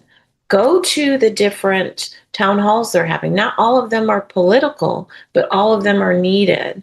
And they need the people of our community to step up and say, you know what? I care enough about my family, which is usually not the question. Most of us care about our family. But family, once you take care of your household, then stretches to your neighbors. Who lives next to you? Who lives on your street? Who lives down the street? And then your community. If you live in Niceville, Fort Walton, Crestview, Baker, or Holt, wherever you're at, Destin, then it's that community. And then we build as a whole, Okaloosa. And then we go to Santa Rosa, Navarre, Gulf Breeze, Milton, and build that community. And then we go to Pensacola. And I just know Pensacola is Pensacola, but I know there's sides to Pensacola. And then we build together. And I think we need to spend a lot more time trying to figure out how we take care of where we live, our community where you live. Because yes, you will pick a new governor. Thank the Lord, you'll pick a new governor. And if we listen and we think about what's best for our families first and then our community, I believe that we will get to a governor that will look out for all the people. And I believe once we do that and we go down the ballot for the CFO and the Commissioner of Agriculture, and then of course we have the awesome opportunity this time to get Gay Valamont into office in Congressional District 1. And then you have all of your local candidates. Escambia, you have the mayor's race, and then your school board races and your commissioner, all of that. And the same Santa Rosa, you have a few of those, and so does Okaloosa. We've got to start. I know Vernon has this show so that I can come on and I can tell you, hey, go to this and have fun in Okaloosa, and go to this and have fun in Okaloosa. And I can absolutely do that. You know, we're celebrating the 250th year and they're having events all the time.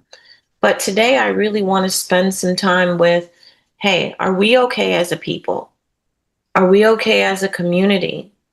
And if your answer is, I don't know, which it's what it really should be, because we're not communicating, because we're not talking to each other, we're not doing the things that we need to do, then what do we do about it? And when is the right time? And I would say the time is now. Like, the primary election is in August. Yep. And then you have September, October, November. You have like 2.5 months before everything changes. And it either changes for the good, or it changes to stay the way it is or get worse.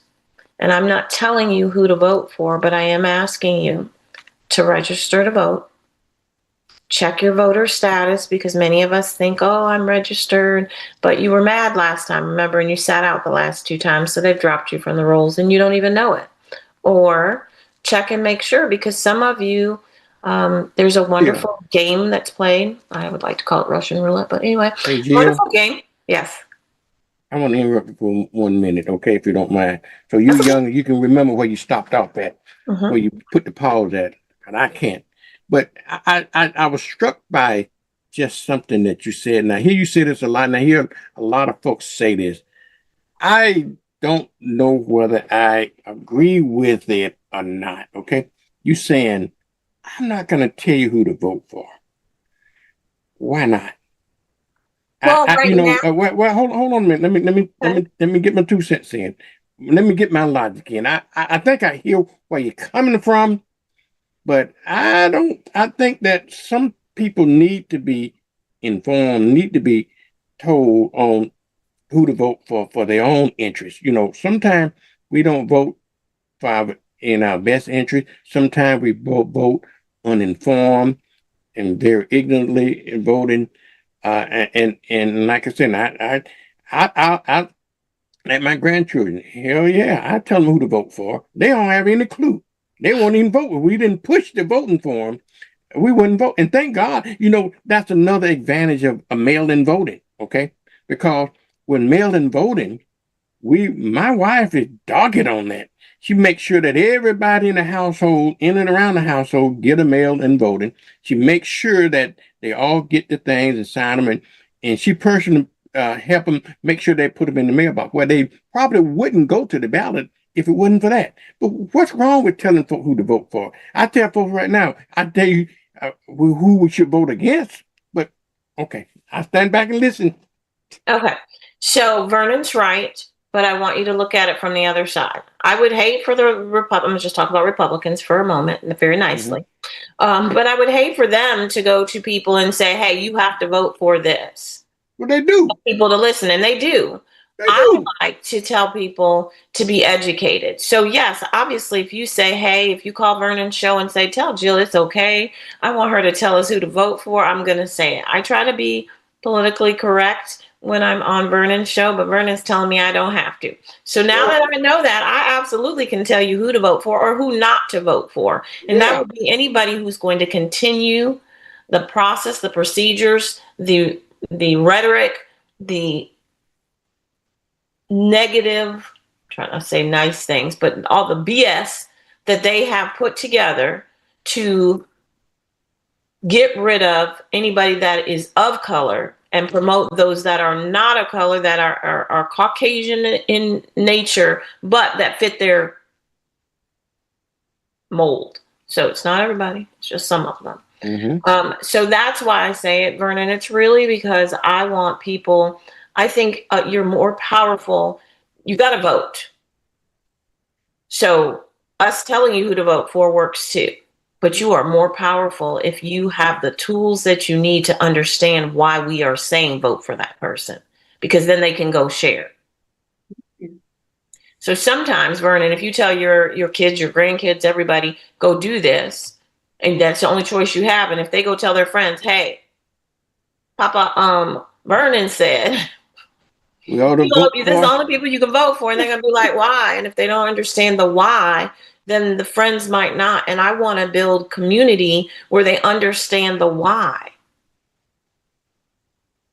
Yeah. But we are getting very close. And so Vernon might be correct. What we probably need to do is just say, hey, here's the reasons why we're saying a change needs to come. A change is coming, and it can come with your help by you making sure and ensuring that you are voting for what is best for your family and your community. And looking at what is going on and how that impacts your family and your community. Even if you happen to be well off and you have maybe military insurance, like, I don't know, I'm trying to find that perfect person who's like, all of this stuff that's going on might not be touching you. If you would just open up your heart, your mind, and your eyes and look around, it's hurting everybody else. And isn't your job here on earth to ensure that people have insurance, that they can get food, that they can be taken care of? That sounds like social. They'll tell you that's socialism. That's socialism. Call it what you like. Exactly. Call it what you like, but you live in community for community to mean what it means. You don't live in community for the elitists to have everything, and then everybody else is nothing but their slaves. I thought most people said they didn't want that anymore, or at least you pretended to say that, or at least you voted for that, or at least that's where we're supposed to be right now. But it seems like so many people are ready to go back to that. Yeah.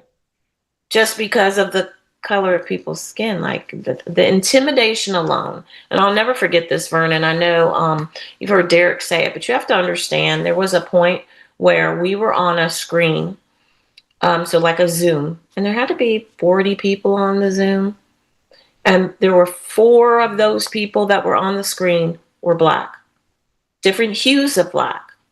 So like Christina, who's less hued, me, Derek, like all hues of brown and Black. And after that, the candidate that put this on got a phone call and an email that said, if you're going to have those people as part of your campaign, we're not going to help you. There were too many their words, too many Black faces on a screen that they could turn off. And that they then went to the doctor, and some doctor wrote a note and said that we triggered their PTSD. Okay. So that's where we are, just where we live. So I'm saying to you, if that is the reality, that's why we should tell folks. That's why we have to tell you. That's exactly where I was going. That is why we have to tell you who to vote for. Yeah.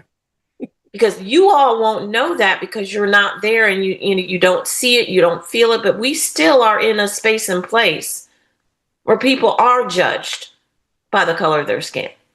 Yeah. And I just think it's time for us. And you know what? Next week when I come on, Vernon, after I tell you all about the Democratic Black Caucus, because we're leaving late tonight to go to a fabulous event in Orlando. Not too late, Vernon. You can still join us. We are excited, tired, and ready for this to happen. And I'll come back and tell you all about that. And then let's get into some conversation about some of the candidates that we have and why they are the best choice, what they stand for, because I think it's more than just this is who you should have to vote for. So if I'm going to tell you to vote, I want to tell you why. I want to tell you that we're talking about issues and this is where I go back to where I was before I let Charles take over.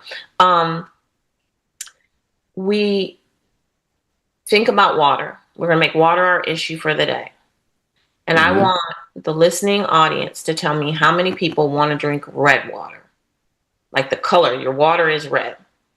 Or blue water. Your water's blue. Or purple water. Don't we just want clean water? So the issue is the clean water. How you get to the clean water is why we need to come to the table and work together.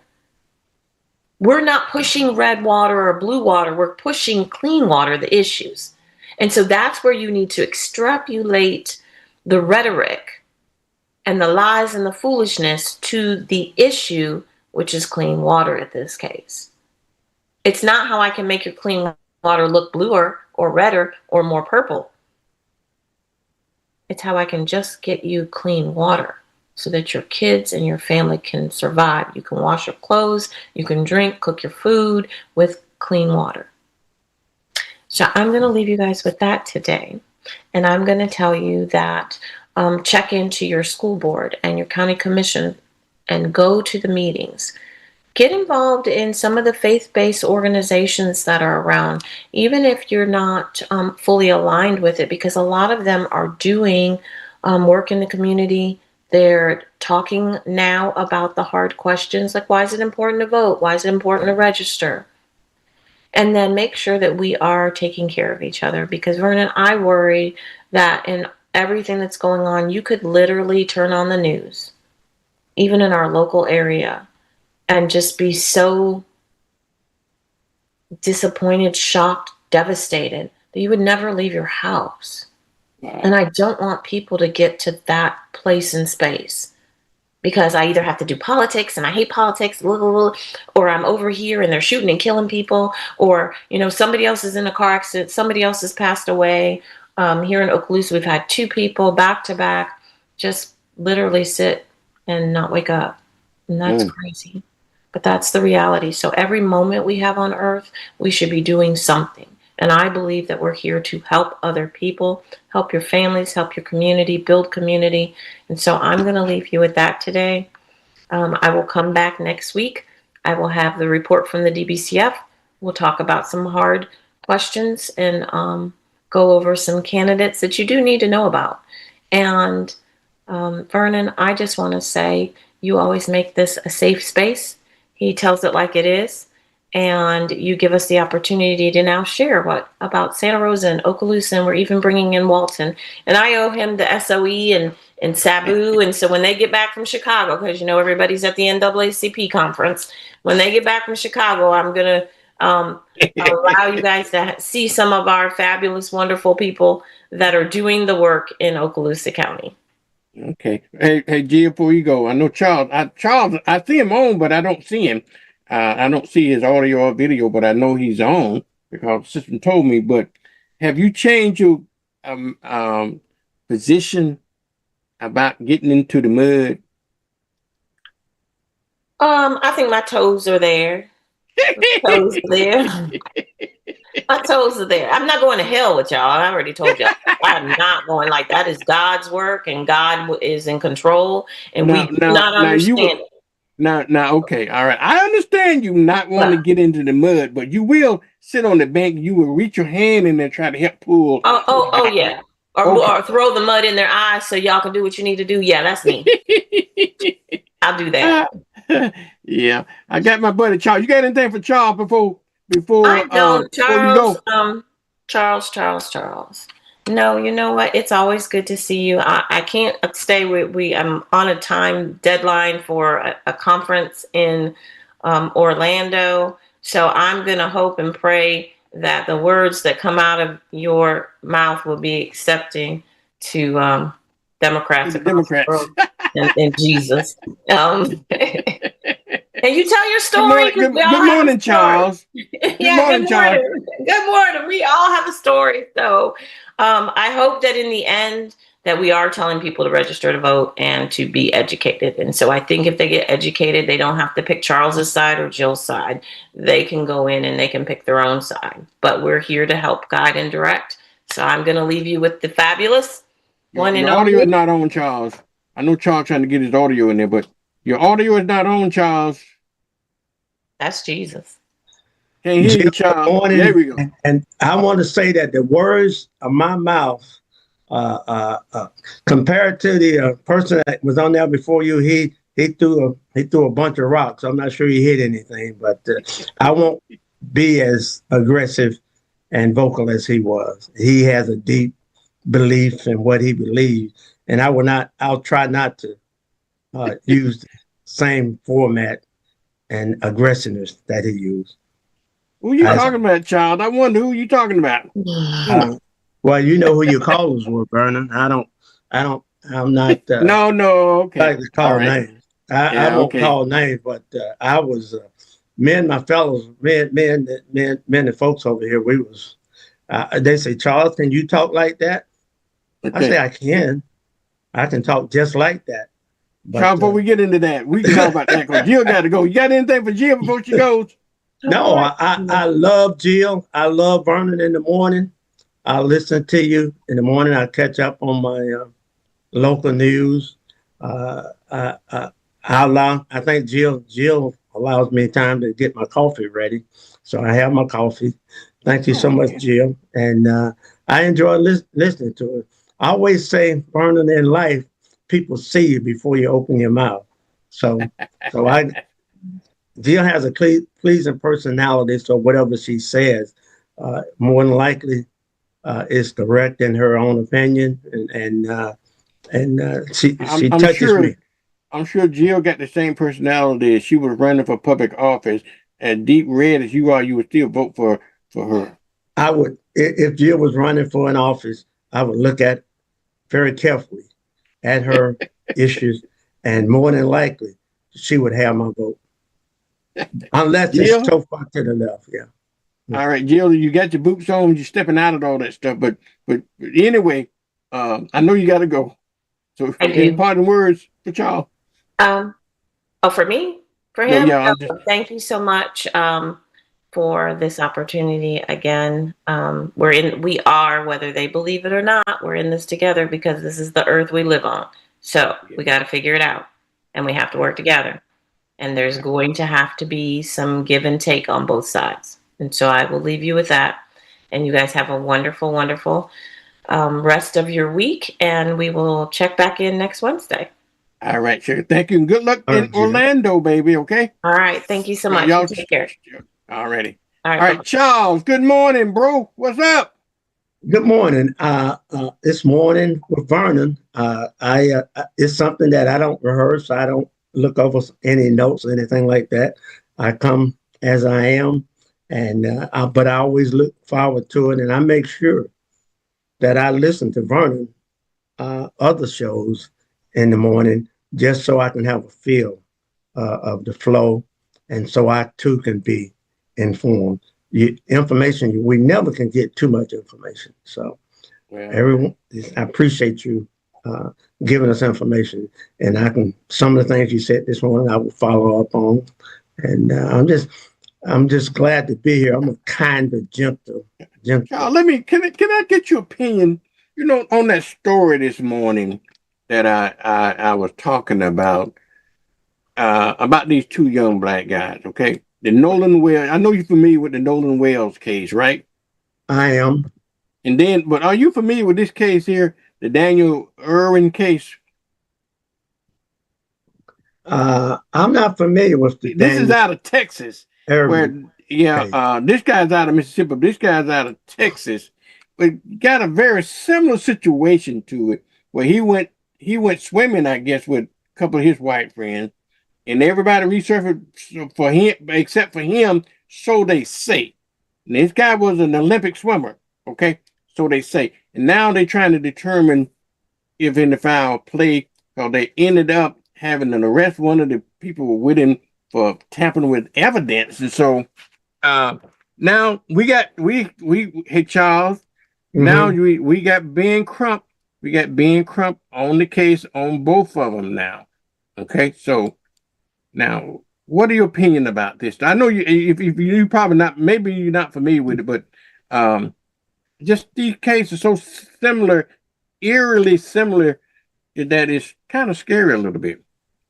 Well, I can understand why there's normally I can understand why there's a rush to judgment on the side of the public based on history. A lot of things, a lot of reasoning and judgment is based on historical type thing. That's why it's so important that before we do a rush to judgment, we wait and let the law enforcement and do their thing.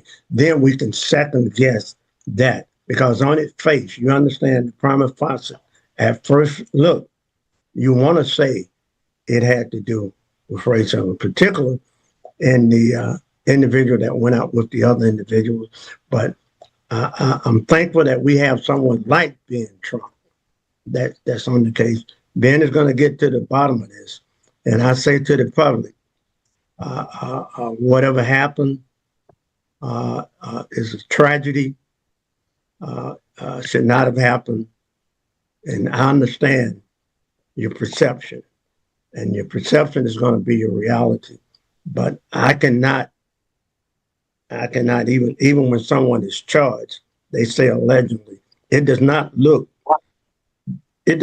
good at first glance.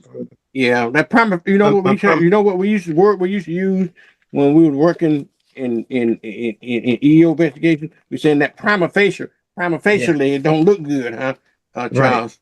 Right. It doesn't look good at first glance. Yeah, at first glance. So now what we're going to have to do is allow the system to take its place, and then if we come up with something that's is there's some there, then but see, that's what normally happens. Folks get excited on the front end. By the time the truth come out, be it good or bad, they've gone to sleep. I'd say just hold your fire. Hold your fire. And I don't mean in a sense of a weapon. I mean your verbal. Hold your verbal. Hold your peace and see what happens. See what don't happens. wear yourself out. Don't do the roper though. You know, you're gonna don't wear yourself out beating up on somebody, because by the time you get to the truth, you're gonna be tired. You'll be tired. We gotta wait. Charles, before we get into it, because you know we you and I can bound back on different things, but we gotta, y'all know Charles is my co-host on Wednesday. We got a special guest, Charles, at 8:30. Dr. Gloria Hornan. She's running for ECUA. So I don't want to make sure that we be talking so much that we miss her at 8:30. Okay. She's done polish. I'm very aware of Gloria Hornan. She's done a lot of work over in the Wedgwood area and other areas with the hazardous areas, the EPA area. So she has a wealth of knowledge. She has a wealth of knowledge in her area of expertise. I'm not sure how involved I am with her politics, but I learned something about the political side this morning. She ran for office once before for ECOA, so her name stands out in the community when it comes to those burn sites. Well, we're gonna be talking to her so she can talk to us about the platform and everything. So I just want to make sure that when we get to talking here, we don't want to end up forgetting them at 8:30. Cause you and I can talk. We start talking, you know how we are. We'll forget it. I've known Gloria for a while. I've known her of her. It's not like we haven't been to lunch or dinner or anything like that, but I've known her for a while, and she has a way to get her point across. Yeah. Okay. Before we get to Gloria, she's gonna be coming on at 8:30, child. But anyway, let's get back to what we was talking about. What's going on in your world this week? Well, we lost Lindsey Graham, the flags that half staff. It kind of hurt us from a standpoint that initially, because we only had about a 3-seat majority in the Senate. I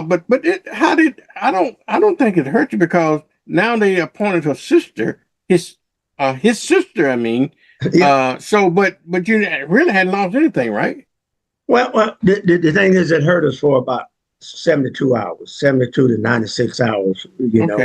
72, 96 hours. It hurt us, and I think it was a good choice to put her sister there. Can I ask you this, Charles? I was curious about it. Because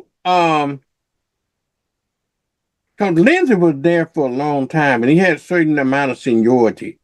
Does she automatically gain his seniority positions as when she's appointed? How do that work? Now, from where I sit, Vernon, now Tim Scott is probably more than likely. I could be wrong, but the audience, I'm just, good Lord gave us something called common sense. And common sense is not always right, because sometimes men's write laws that outweigh common sense, but I would say that that she would not pick up Lindsey time in that particular seat. She would come in as the junior senator. From South Carolina. And she has agreed not to run for office. So really, a name that's been, she has agreed. Now people do that all the time. One of the names that we have floating out there, and I wouldn't mind seeing, is our Secretary of Treasury, Scott Bissett. I would love to see Scott get that particular seat, but there are quite a few folks there in South Carolina. It's going to be interesting, and we have a small amount of time to primary. Who was running against Lindsey in the primary? Well, Lindsey, I don't know the person's name, but Lindsey had won the primary. Really? Okay. Yeah. So the South Carolina primary was already over with. Okay. Yeah. This is going to be a special election coming up in August, and we're going to get some names in the hat.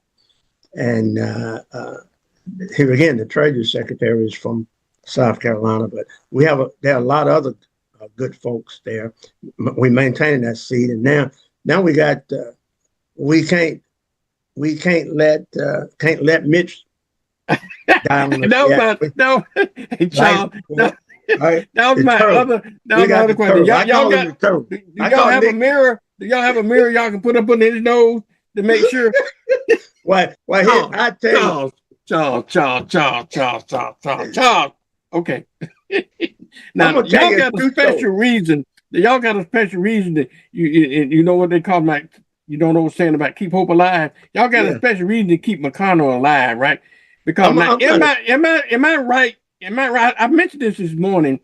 I'm not 100% about this, but don't Kentucky has a Republican? I mean, a Democratic governor.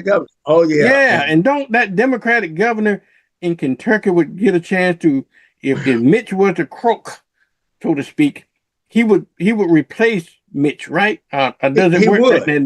He would, Vernon. And that's why y'all want to keep him alive, right? Right. Well, I'm going to tell you a story like a fellow told me one time. So he went to the doctor, and the doctor had gave him 6 weeks to live, and he was about to die. Doctor said, "You got 6 weeks." He said, "Now, doctor, that's fine. That's your diagnosis." And he said, "I want you to know, I'm not going to be able to pay my bills. I don't have my bill money." Well, the doctor said, "Okay, I'm going to give you 3 more months." Doctor wouldn't let him die till he paid his bills off. Well, y'all gonna let Mitch die and then he can't die before November. But he's also up for re-election, right? No, Nick, he's not running. He's not running. He's not. I'm talking about his. I'm talking about his seat. His seat, yeah, his seat. Yeah. Well, who's the folk runner in his seat to be running? Do you know? They had a runoff on that because the former attorney general ran, and he was an African American. I don't know exactly the name of the individual, but we have a pretty strong candidate on the Republican side. Now, well, the Democrat wouldn't gain if he did kick the bucket today.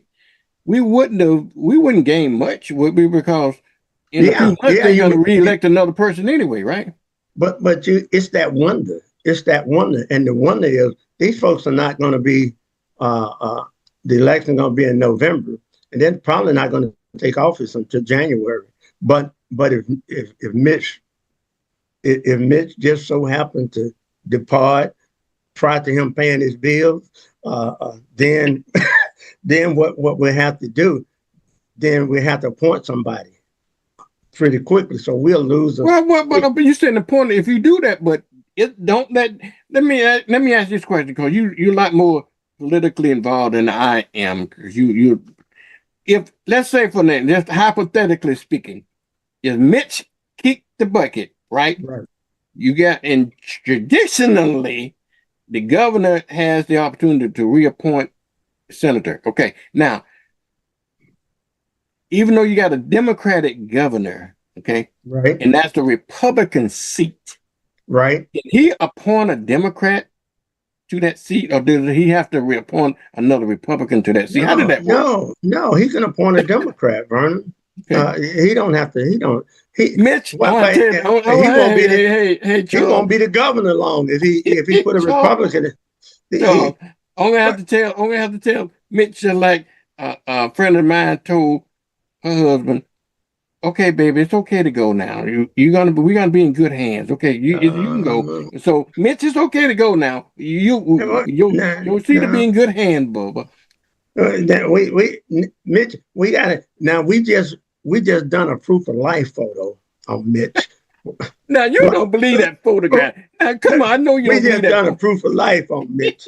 Mitch didn't look that good when he was 22. I got a call from Stevie Wonder. He said he believed it. He saw it. He said, "That Mitch, all right."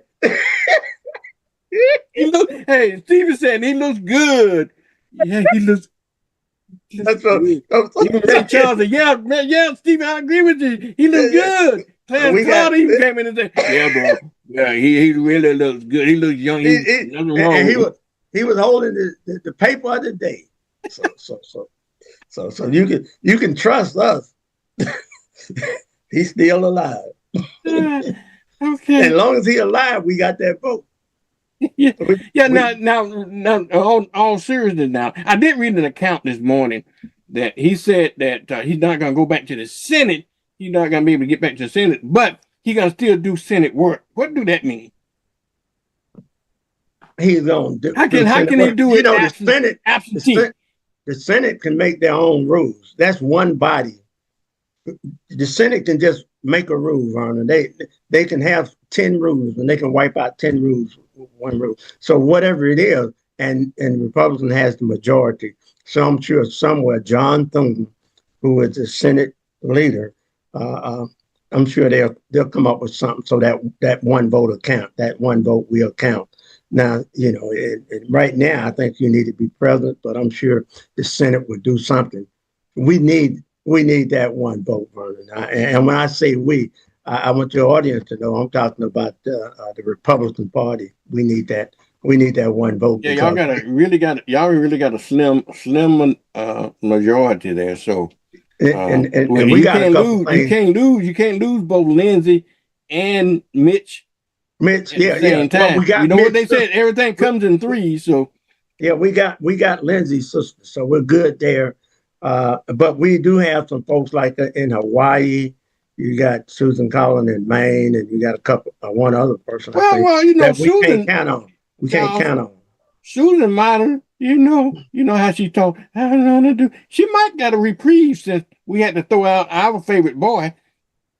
Well, so we don't have. I don't think we got anybody to replace him. Well, see, Susan was on our talk about this, but we got to support her now because why didn't y'all support? Difficult as she are. Why wasn't y'all supporting Susan? Because she was anti-MAGA or something like that? She was a fence walker. She was a fence walker, Charles. She was a fence walker, but when we really needed her, she would come through. That's why she had a long time. Yeah, you're right. Yeah, you're right. She was independent until we need her because when we needed her, she came through. We got the same problem with that guy in Kentucky, Paul. Not Rand Paul. I think it's Rand Paul. We got the same problem with Rand Paul. Rand Paul. Yeah. Yeah, we got a couple of them out there, Vernon, that we have to take to the woodshed every now and then. Well, Charles, y'all, that's y'all Republican. That my grandmama used to always say, that's Republican business. I don't even worry about that. But all I do know now, let's talk nonpartisan stuff. We got Gloria is coming on, and Gloria. 8:30.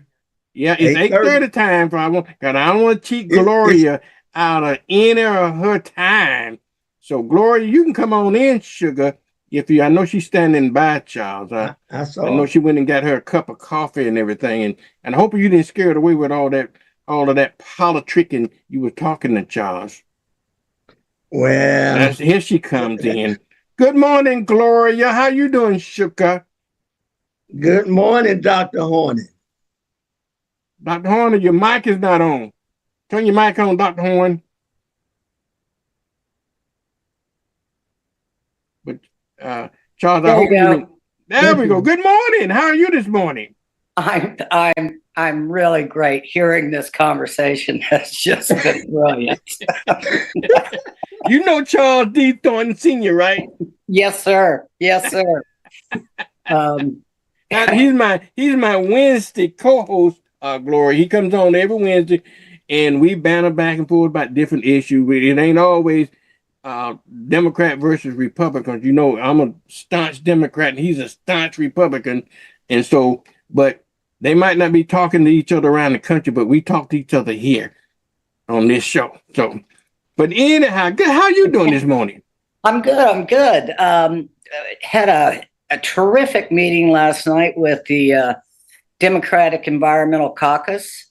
There's about 100 people participating, mostly speaking on AI centers and the impact on our water and our electricity. And I learned a lot more. Gloria. Yes, Gloria. Sir. Okay, I'm glad you mentioned that because I'm a little confused and a little concerned. If I had to vote, okay, with no more knowledge than I have right now, Gloria, I would vote for AI data centers and I would vote for solar farms. Okay, but I see you shaking your head because that might be an uninformed decision. But I know people are against it. But again, I remember when people were against cell phone towers and different kind of things, and different from bringing these power lines through the community, all this unsightly stuff. But it turns out to be to their advantage. So tell me before you get into your platform, if you will, tell me the pros and cons about the data centers. Even the solar farm thing, if that impacts that environment. But talk to me, educate me about why I shouldn't be supporting that, okay, if you will. Sure. The main issue is the water. They use incredible amount of water, and it doesn't stay. Everybody. 2/3 of the world consists of water. I'm sorry. 2/3 of the world consists of water. We ain't gonna run out of water. Oh yeah, we can run out of water. And if you want to take a look at what's happening to the Colorado River, it's being drained by mega data centers. So we will run out of water. Are we have the ability to run out of water. But we're talking about Northwest Florida, and our water system is very unique. And when you take that water, let me back up just a minute. ECUA believes that AI data center is a win-win situation to get rid of their gray water and their reclaimed water. It's not that easy. The water has to be purified. And then who's going to do that? Where's the infrastructure going to come from? And then what happens, they have to spent the water out, and then it goes into our aquifer. And it's very, very toxic. So that's our drinking water. That's where we get our drinking water. And it's also, it runs off into our bays. And so the water issue alone should be a red stop light, because our waterways are being polluted right now with human waste. Right. And we can't add more toxins to our waterways and our drinking water. We just can't do it. We can't afford it. The noise. If you live about 100 yards from a data center, the noise can be up to 10 decibels. And that is screaming hot. And that it not only impacts the human and their ears, but think of our wildlife and what it does to their well-being. And, you know, I'm from Louisiana, the sportsman's paradise. We have a great sportsman paradise here. And if we continue to take our water for advantage of, oh, look, we can get rid of the water, it won't cost us anything. It's going to cost our environment. It's going to cost the fishing industry, drinking water. So no, we cannot support this. Now, to your point about towers and lines, yeah, those towers are an issue. But if you notice, they're putting them in, sadly, disenfranchised communities that really don't have a voice until, you know, its ugly head raised it. And but they're still there. Electrical lines are another issue, big electrical lines. But that's where we need to stop. We don't need these AI data centers. We have AI data centers. It's called the cloud.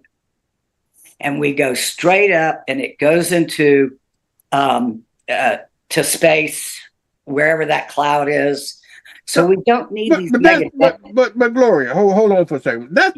That's the misnomer on the cloud thing. The clouds is actually those data centers. It don't go into the cloud. It's actually goes to those data centers. Right?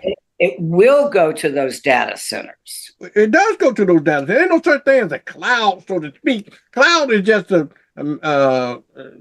reference point that they use because you don't have it locally in your computer. But those, when you send that stuff, don't that stuff go directly to those data centers, stored on those data centers? It depends on where you are. They're collecting data to format it so then they can use their AI to basically collect all your data and everything about you on it. So it's a collecting agency, if you will.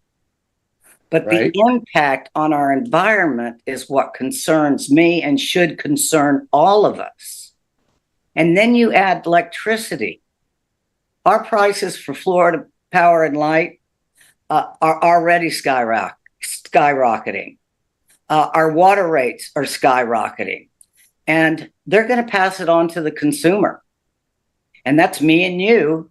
And so many of us are just trying to make it to the end of the week and sometimes end of the month. So there's negatives to it that outweigh any positive. The only jobs it'll bring are the construction jobs. There'll be one or two people inside working. That's it. Gloria. Yes. How to tell, just kind of the short of it, how about the water? How does the data center, what process does the data center use to use up all our water? Well, first they take the water from whatever source they can get the water from. Then they add a bunch of toxins, and it's in a closed system, and it goes around. But after a while, that water steams off, and they have to get rid of some of it because they need new water. They need new clean water to keep the system working and cooling. So they dispose of that water, and they dispose it into our aquifer. They have,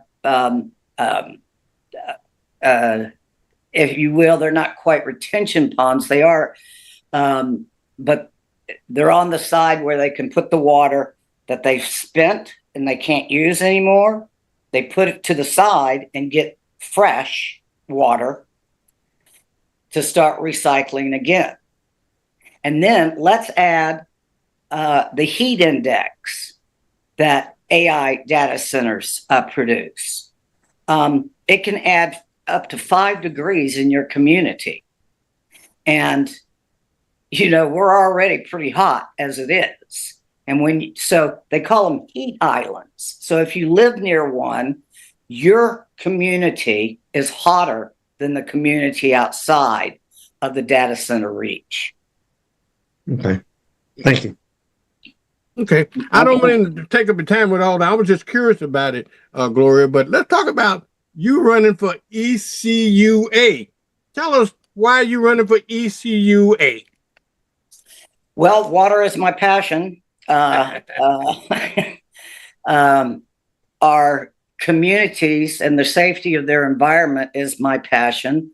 I've been working on water issues since 1993, including my dissertation included the incredible Margaret Williams that was with Citizens Against Toxic Exposure with the Mount Dioxin site on North Halifax.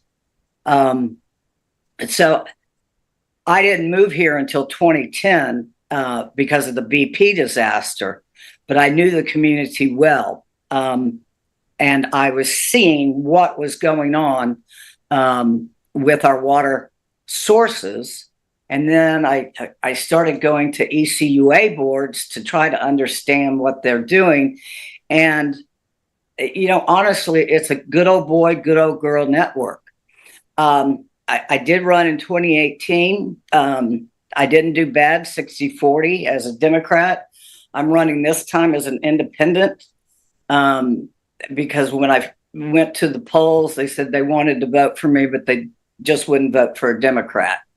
I didn't run again because I was flooded out by Sally and then another flood that was caused by fill and build that is taking place behind me and in front of me. So the last week of qualifying, I ran in on a Monday and I was qualified by Wednesday. I want to say, Gloria, just so the audience will know, when Gloria mentioned the Mount Dioxin site, she's talking about the old Rosewood Terry area, and the Margaret Williams is the individual who fought the good fight over there. That's the old road. There was a creosote plant there right next to that area. Okay. Yeah. I did a little piece, and you can find on my YouTube channel about Southern Voices for Change. And Margaret Williams is highlighted in that, about how individuals in their communities make a difference and make change. And Margaret Williams was terrific. And I can remember my favorite quote of hers was, you know, if the elected officials won't do what we want, we need to unelect them. You know, yeah.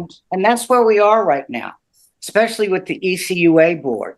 Who's currently in that particular? Lois Benson. She's been there for over 20 years. But this would be her last term.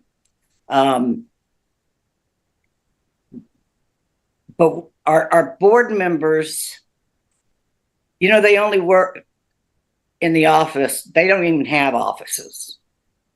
They hold 2 meetings a month. I've never seen her in my community, in the communities I'm speaking with. I ask the question, do you know who your representative is? And they go, no. So that says a lot. We've got to change. We've got to become holistic with ECUA, the city of Pensacola, and Escambia County, and look at the impacts that raw sewage is having on our waterways and on properties. In June 2023, this whole area, I'm by the Government Street lift station, this whole area was covered in sewage. And we couldn't get ECUA or the city to come out and clean up the sewage. I'm telling you, folks, it was horrid. There were condoms, there was human waste, there was women's products, there were needles, all over. It took a call. What area? What area was that? The tan yard. That was in the tan yard. Okay. Yeah. And now they're doing fill and build, Mr. Thornton, and you should come by here and see and smell how it is, with no new infrastructure. Now, the tan yard flooded when we had a green field across the street from me. Now it's almost going to be 900 apartments up 25 feet from the surrounding homes. But getting back to the sewage, the city blames ECUA. ECUA blames the city. They say they don't. The ECUA says stormwater is not our issue.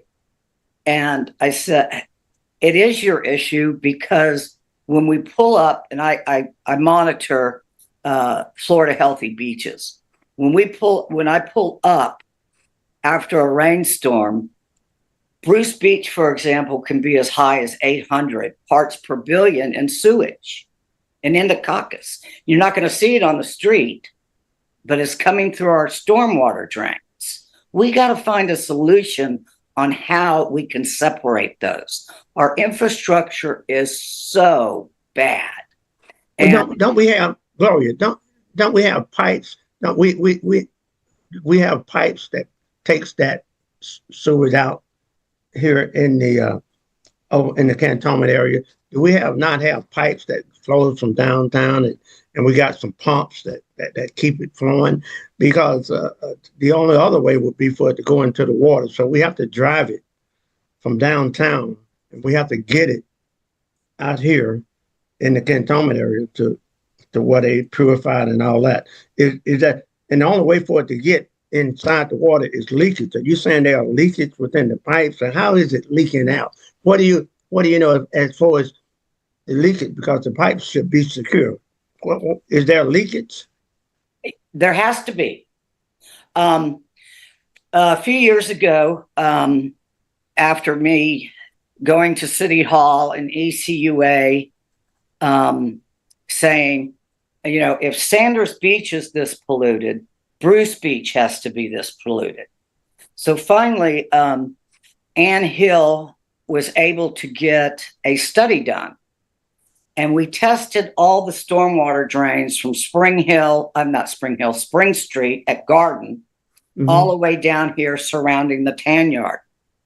Right. And it was a collective study utilizing various organizations, including one of mine that did the testing of the water out of those stormwater drains. They were never less than 2,000 parts per billion. 2,000. It's only supposed to be 70. And you don't see the sewage but it's in the stormwater and it's going into our waterways. And that's why we have the new technology of finding where the breaks are or the leaks are, and we're not utilizing them. We've come a long way, baby, with sewer oversight. And we need to utilize that. And I believe the board should come together and the city should come together, and let's work together to find and solve these issues. I guess, do we have any effects of that? The cause, we're saying the cause is the actual. So what are some of the effects of that drainage that you're talking about that has been documented? Well, you swim in human waste, you know the health issues. If you've got a cut on your leg or your finger or anything, you can end up with a flesh-eating disease. And sadly, although the advisories that I have to look up, they're not putting out signs on all the beaches. I'm talking Pensacola Beach. I'm talking Sanders Beach, Navy Point. They're not putting advisory signs up to tell people don't swim here. Okay. So precautions first. We have to get the information out without having to dig for it. And that's one of the things I will make sure. I'm doing that now, Mr. Thornton. I mean, you follow my page. I'm doing it now. So we need to collectively quit giving my opponent. If you look at her, who's supporting her, they're builders, they're engineers. They're the ones that get the no bid contracts. We've got to take a look and sunshine ECUA's government body. It's like our planning board. They're all developers. Let's get some citizens on there. And ECUA has a Citizens Action Committee that is appointed by whoever is the board in that district. We need to bring people on the ground that are seeing what's happening and can refer to, yeah, this is it. This is what's going on. We need openness. We need accountability. This isn't a 2 meeting week job. At least it won't be for me.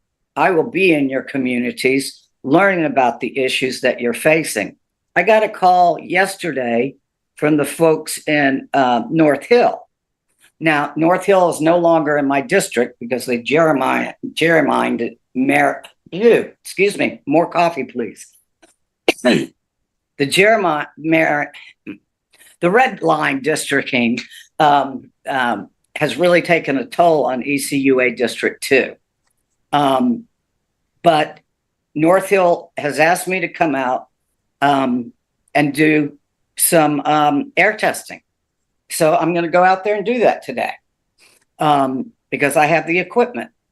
So that's the type of leader I will be. I don't care what community you live in. I want all communities safe in a healthy environment. We have to remember our environment includes everywhere we live, work, and play. So if you're living in a toxic zone, air, water, soil, if you work in a moldy building, it's toxic. So it has a huge umbrella of what issues like sewage and landfills and fill and build have on the impact it has on our environment as a whole. Gloria, before we run out of time, how can folks help you get elected? Well, first, I got to tell you, I'm running against big bucks. So $1, $2, anything, I would really appreciate it. I think I sent you the QR code, and I've got some signs and shirts. So I'm happy to share with y'all to get the word out. I believe I'm the best person for this position to put a sunlight right on our issues and stop this. No, it's your fault. No, it's your fault. The blame game's got to go. Let's find how we can solve these issues and make our waterways clean and safe for water recreation, fishing, wading, and kayaking. What's your website? You got a website they can go to find a little more information about you and how they can assist you? Yes, sir. Right now, it's my personal Facebook page, which is Gloria G. Horning. I had an ECUA Facebook page, but they won't let me in, and they're giving me 20 more days to let it fade out because I've closed it out so I can reopen it. So I don't know if that's on purpose, but right now it's Gloria G. Horning, and that's my Facebook page. Okay. All right. Anything else you want the folks to know about your platform before we get out of here? Well, don't forget about our trash and where that trash is going and in the communities that it's going in. Okay. Charles, you got some parting words for Dr. Horning? Dr. Horning, I want to just thank you for your passion. I've always followed you and the things that you try to do as far as the environment around here. And I see you as an environmental activist, even though you're not yet an elected official.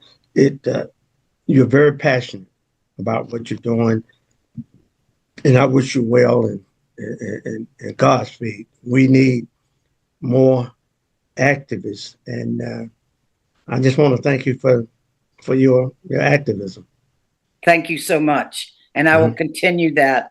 I'm not going to let my voice die. Yeah. Thank you. Okay. All right. Well, thank you, Dr. Horning, and good luck in your bid for ECUA 2, okay? Just one more thing. Just keep saying my name, keep saying my name, keep saying my name. You may not live in District 2, but you know someone who does. Send them my way, and I'll be at their house in no time. Well, let me ask you this real quickly before you go, because I'm not being familiar with the district. What area does District 2 covers? Okay, it's weird.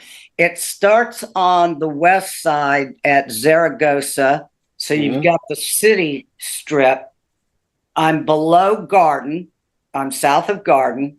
And then it goes into Warrington, Bellevue, and almost to Perdido Key, the Navy base area.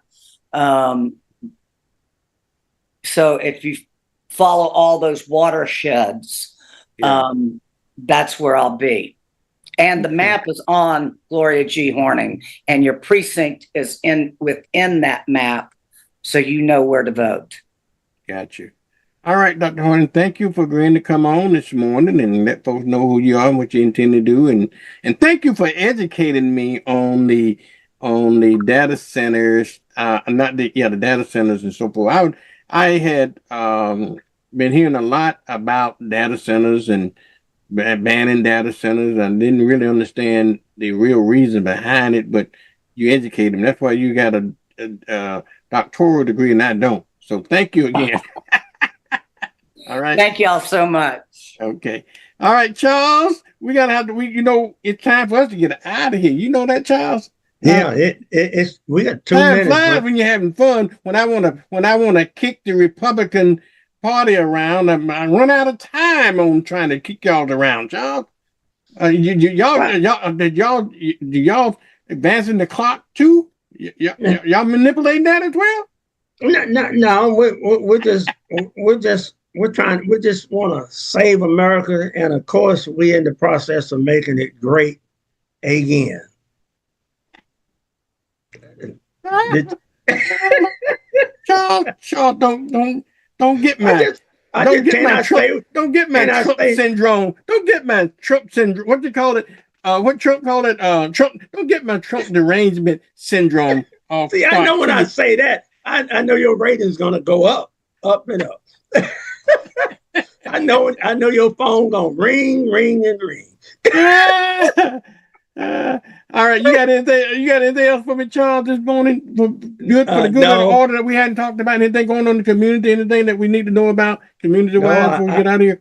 Because I know you're not only my co-host. You're not only a political pundit. I just like to kick you around because you are a Republican, but you don't come on here as a Republican. You come on as my guest host. No, I don't come on as a Republican. I just want to say, Vernon, once again, I like to appreciate people's in the area that's doing things and moving the community forward. I want to thank you for your contribution, as well as all of the other activists and individuals for doing what they're doing, because without those individuals, that's how we maintain our balance. That's how we keep moving forward. We don't always agree, and then always good to listen to the other side, because you might. No guarantees. You might learn something that you don't know. Charles, can I give you a testament for that? Okay, and then I only have to give you credit. I have to give you credit for this. Okay, it must have been 4 years ago. You brought a young man to me, which was a Republican. You came to my office and said, "Vernon, I need you to meet this man." Okay, and he was Republican, and he was running for. In my district, county commissioner. District 2, the same one. Yeah, his name was Mike Coulter. Okay, got to know Mike. Charles, I really thank you for that, because have you not introduced me to Mike, because Mike happened to be on the other side, I would never consider him. I would never voted for him until I got to know him, and when I talked to him, we had a lot in common. He had the same goals that I had in doing for my district and everything. And he's a Republican. And I voted for him. And I'm going to vote for him again at this time, because he has done a great job, in my opinion. So that's the value, I think, Charles, of bringing people together on the side, because you never know what you learn. You know, just like I talked to Dr. Horning about the AI data center. You learn something from different perspectives. So listen to people, and that's why I want folks to listen. I know Jill and we talked about voting this morning, but I don't think people should just vote just by party lines. And just like Dr. Horning said this morning, she said that I would have voted, but I just couldn't bring myself to vote for a Democrat. I think we should vote for the candidate that's going to serve our best interest, whether you're Democrat, Republican, Independent, or whatever. That's my opinion on that. So I appreciate that, Vernon. Mike and myself, we're gonna be out at Warrington Baptist today. Mike is gonna be there. Of course, I'm gonna accompany him. Dealing with young folks around 1 or something. We're gonna be at. Mike is very active in the community, and District 2 is a diverse community. Yeah, and he's a good individual. He is. He's a good commissioner. Not only is he a good individual, but he's a good commissioner, and he has the community interests at heart. He's not a selfish politician. And despite the fact that it's too bad he's not a Democrat. That's his only fault. But other than that, but you know what, Vernon? He loved Vernon Watson, and he loved Ellison Bennett. For some reason, I love Mike too, because Mike is a good person. But despite, like you, Charles, despite your politics, I love you. You know, but if I had to judge you based on your politics, you'll be not in the kitchen, but on the back door knocking. Did you get the pictures I sent you, Vernon? I know you got to go. Did you get? Those pictures you sent me the other day. Brought back some memories on some things too, Charles. As long as you got them, okay. I did. Thank you for that. I thank you for sharing those photos with me. Okay. Okay. All right. Anything else you got before we get out of here, bro? I love Pensacola. I love Escambia County, and you going to the air show, Charles? That's out there when you. Yeah, I'll be out there. We have an event. Since you're on the Santa Rosa Island Authority, parking is a problem out there. So do you get a special parking place out there? Cause you on the board out there? Vernon, I'm gonna say this, and I don't mean to offend nobody, but I got a lot of problems with parking at the air show is not one.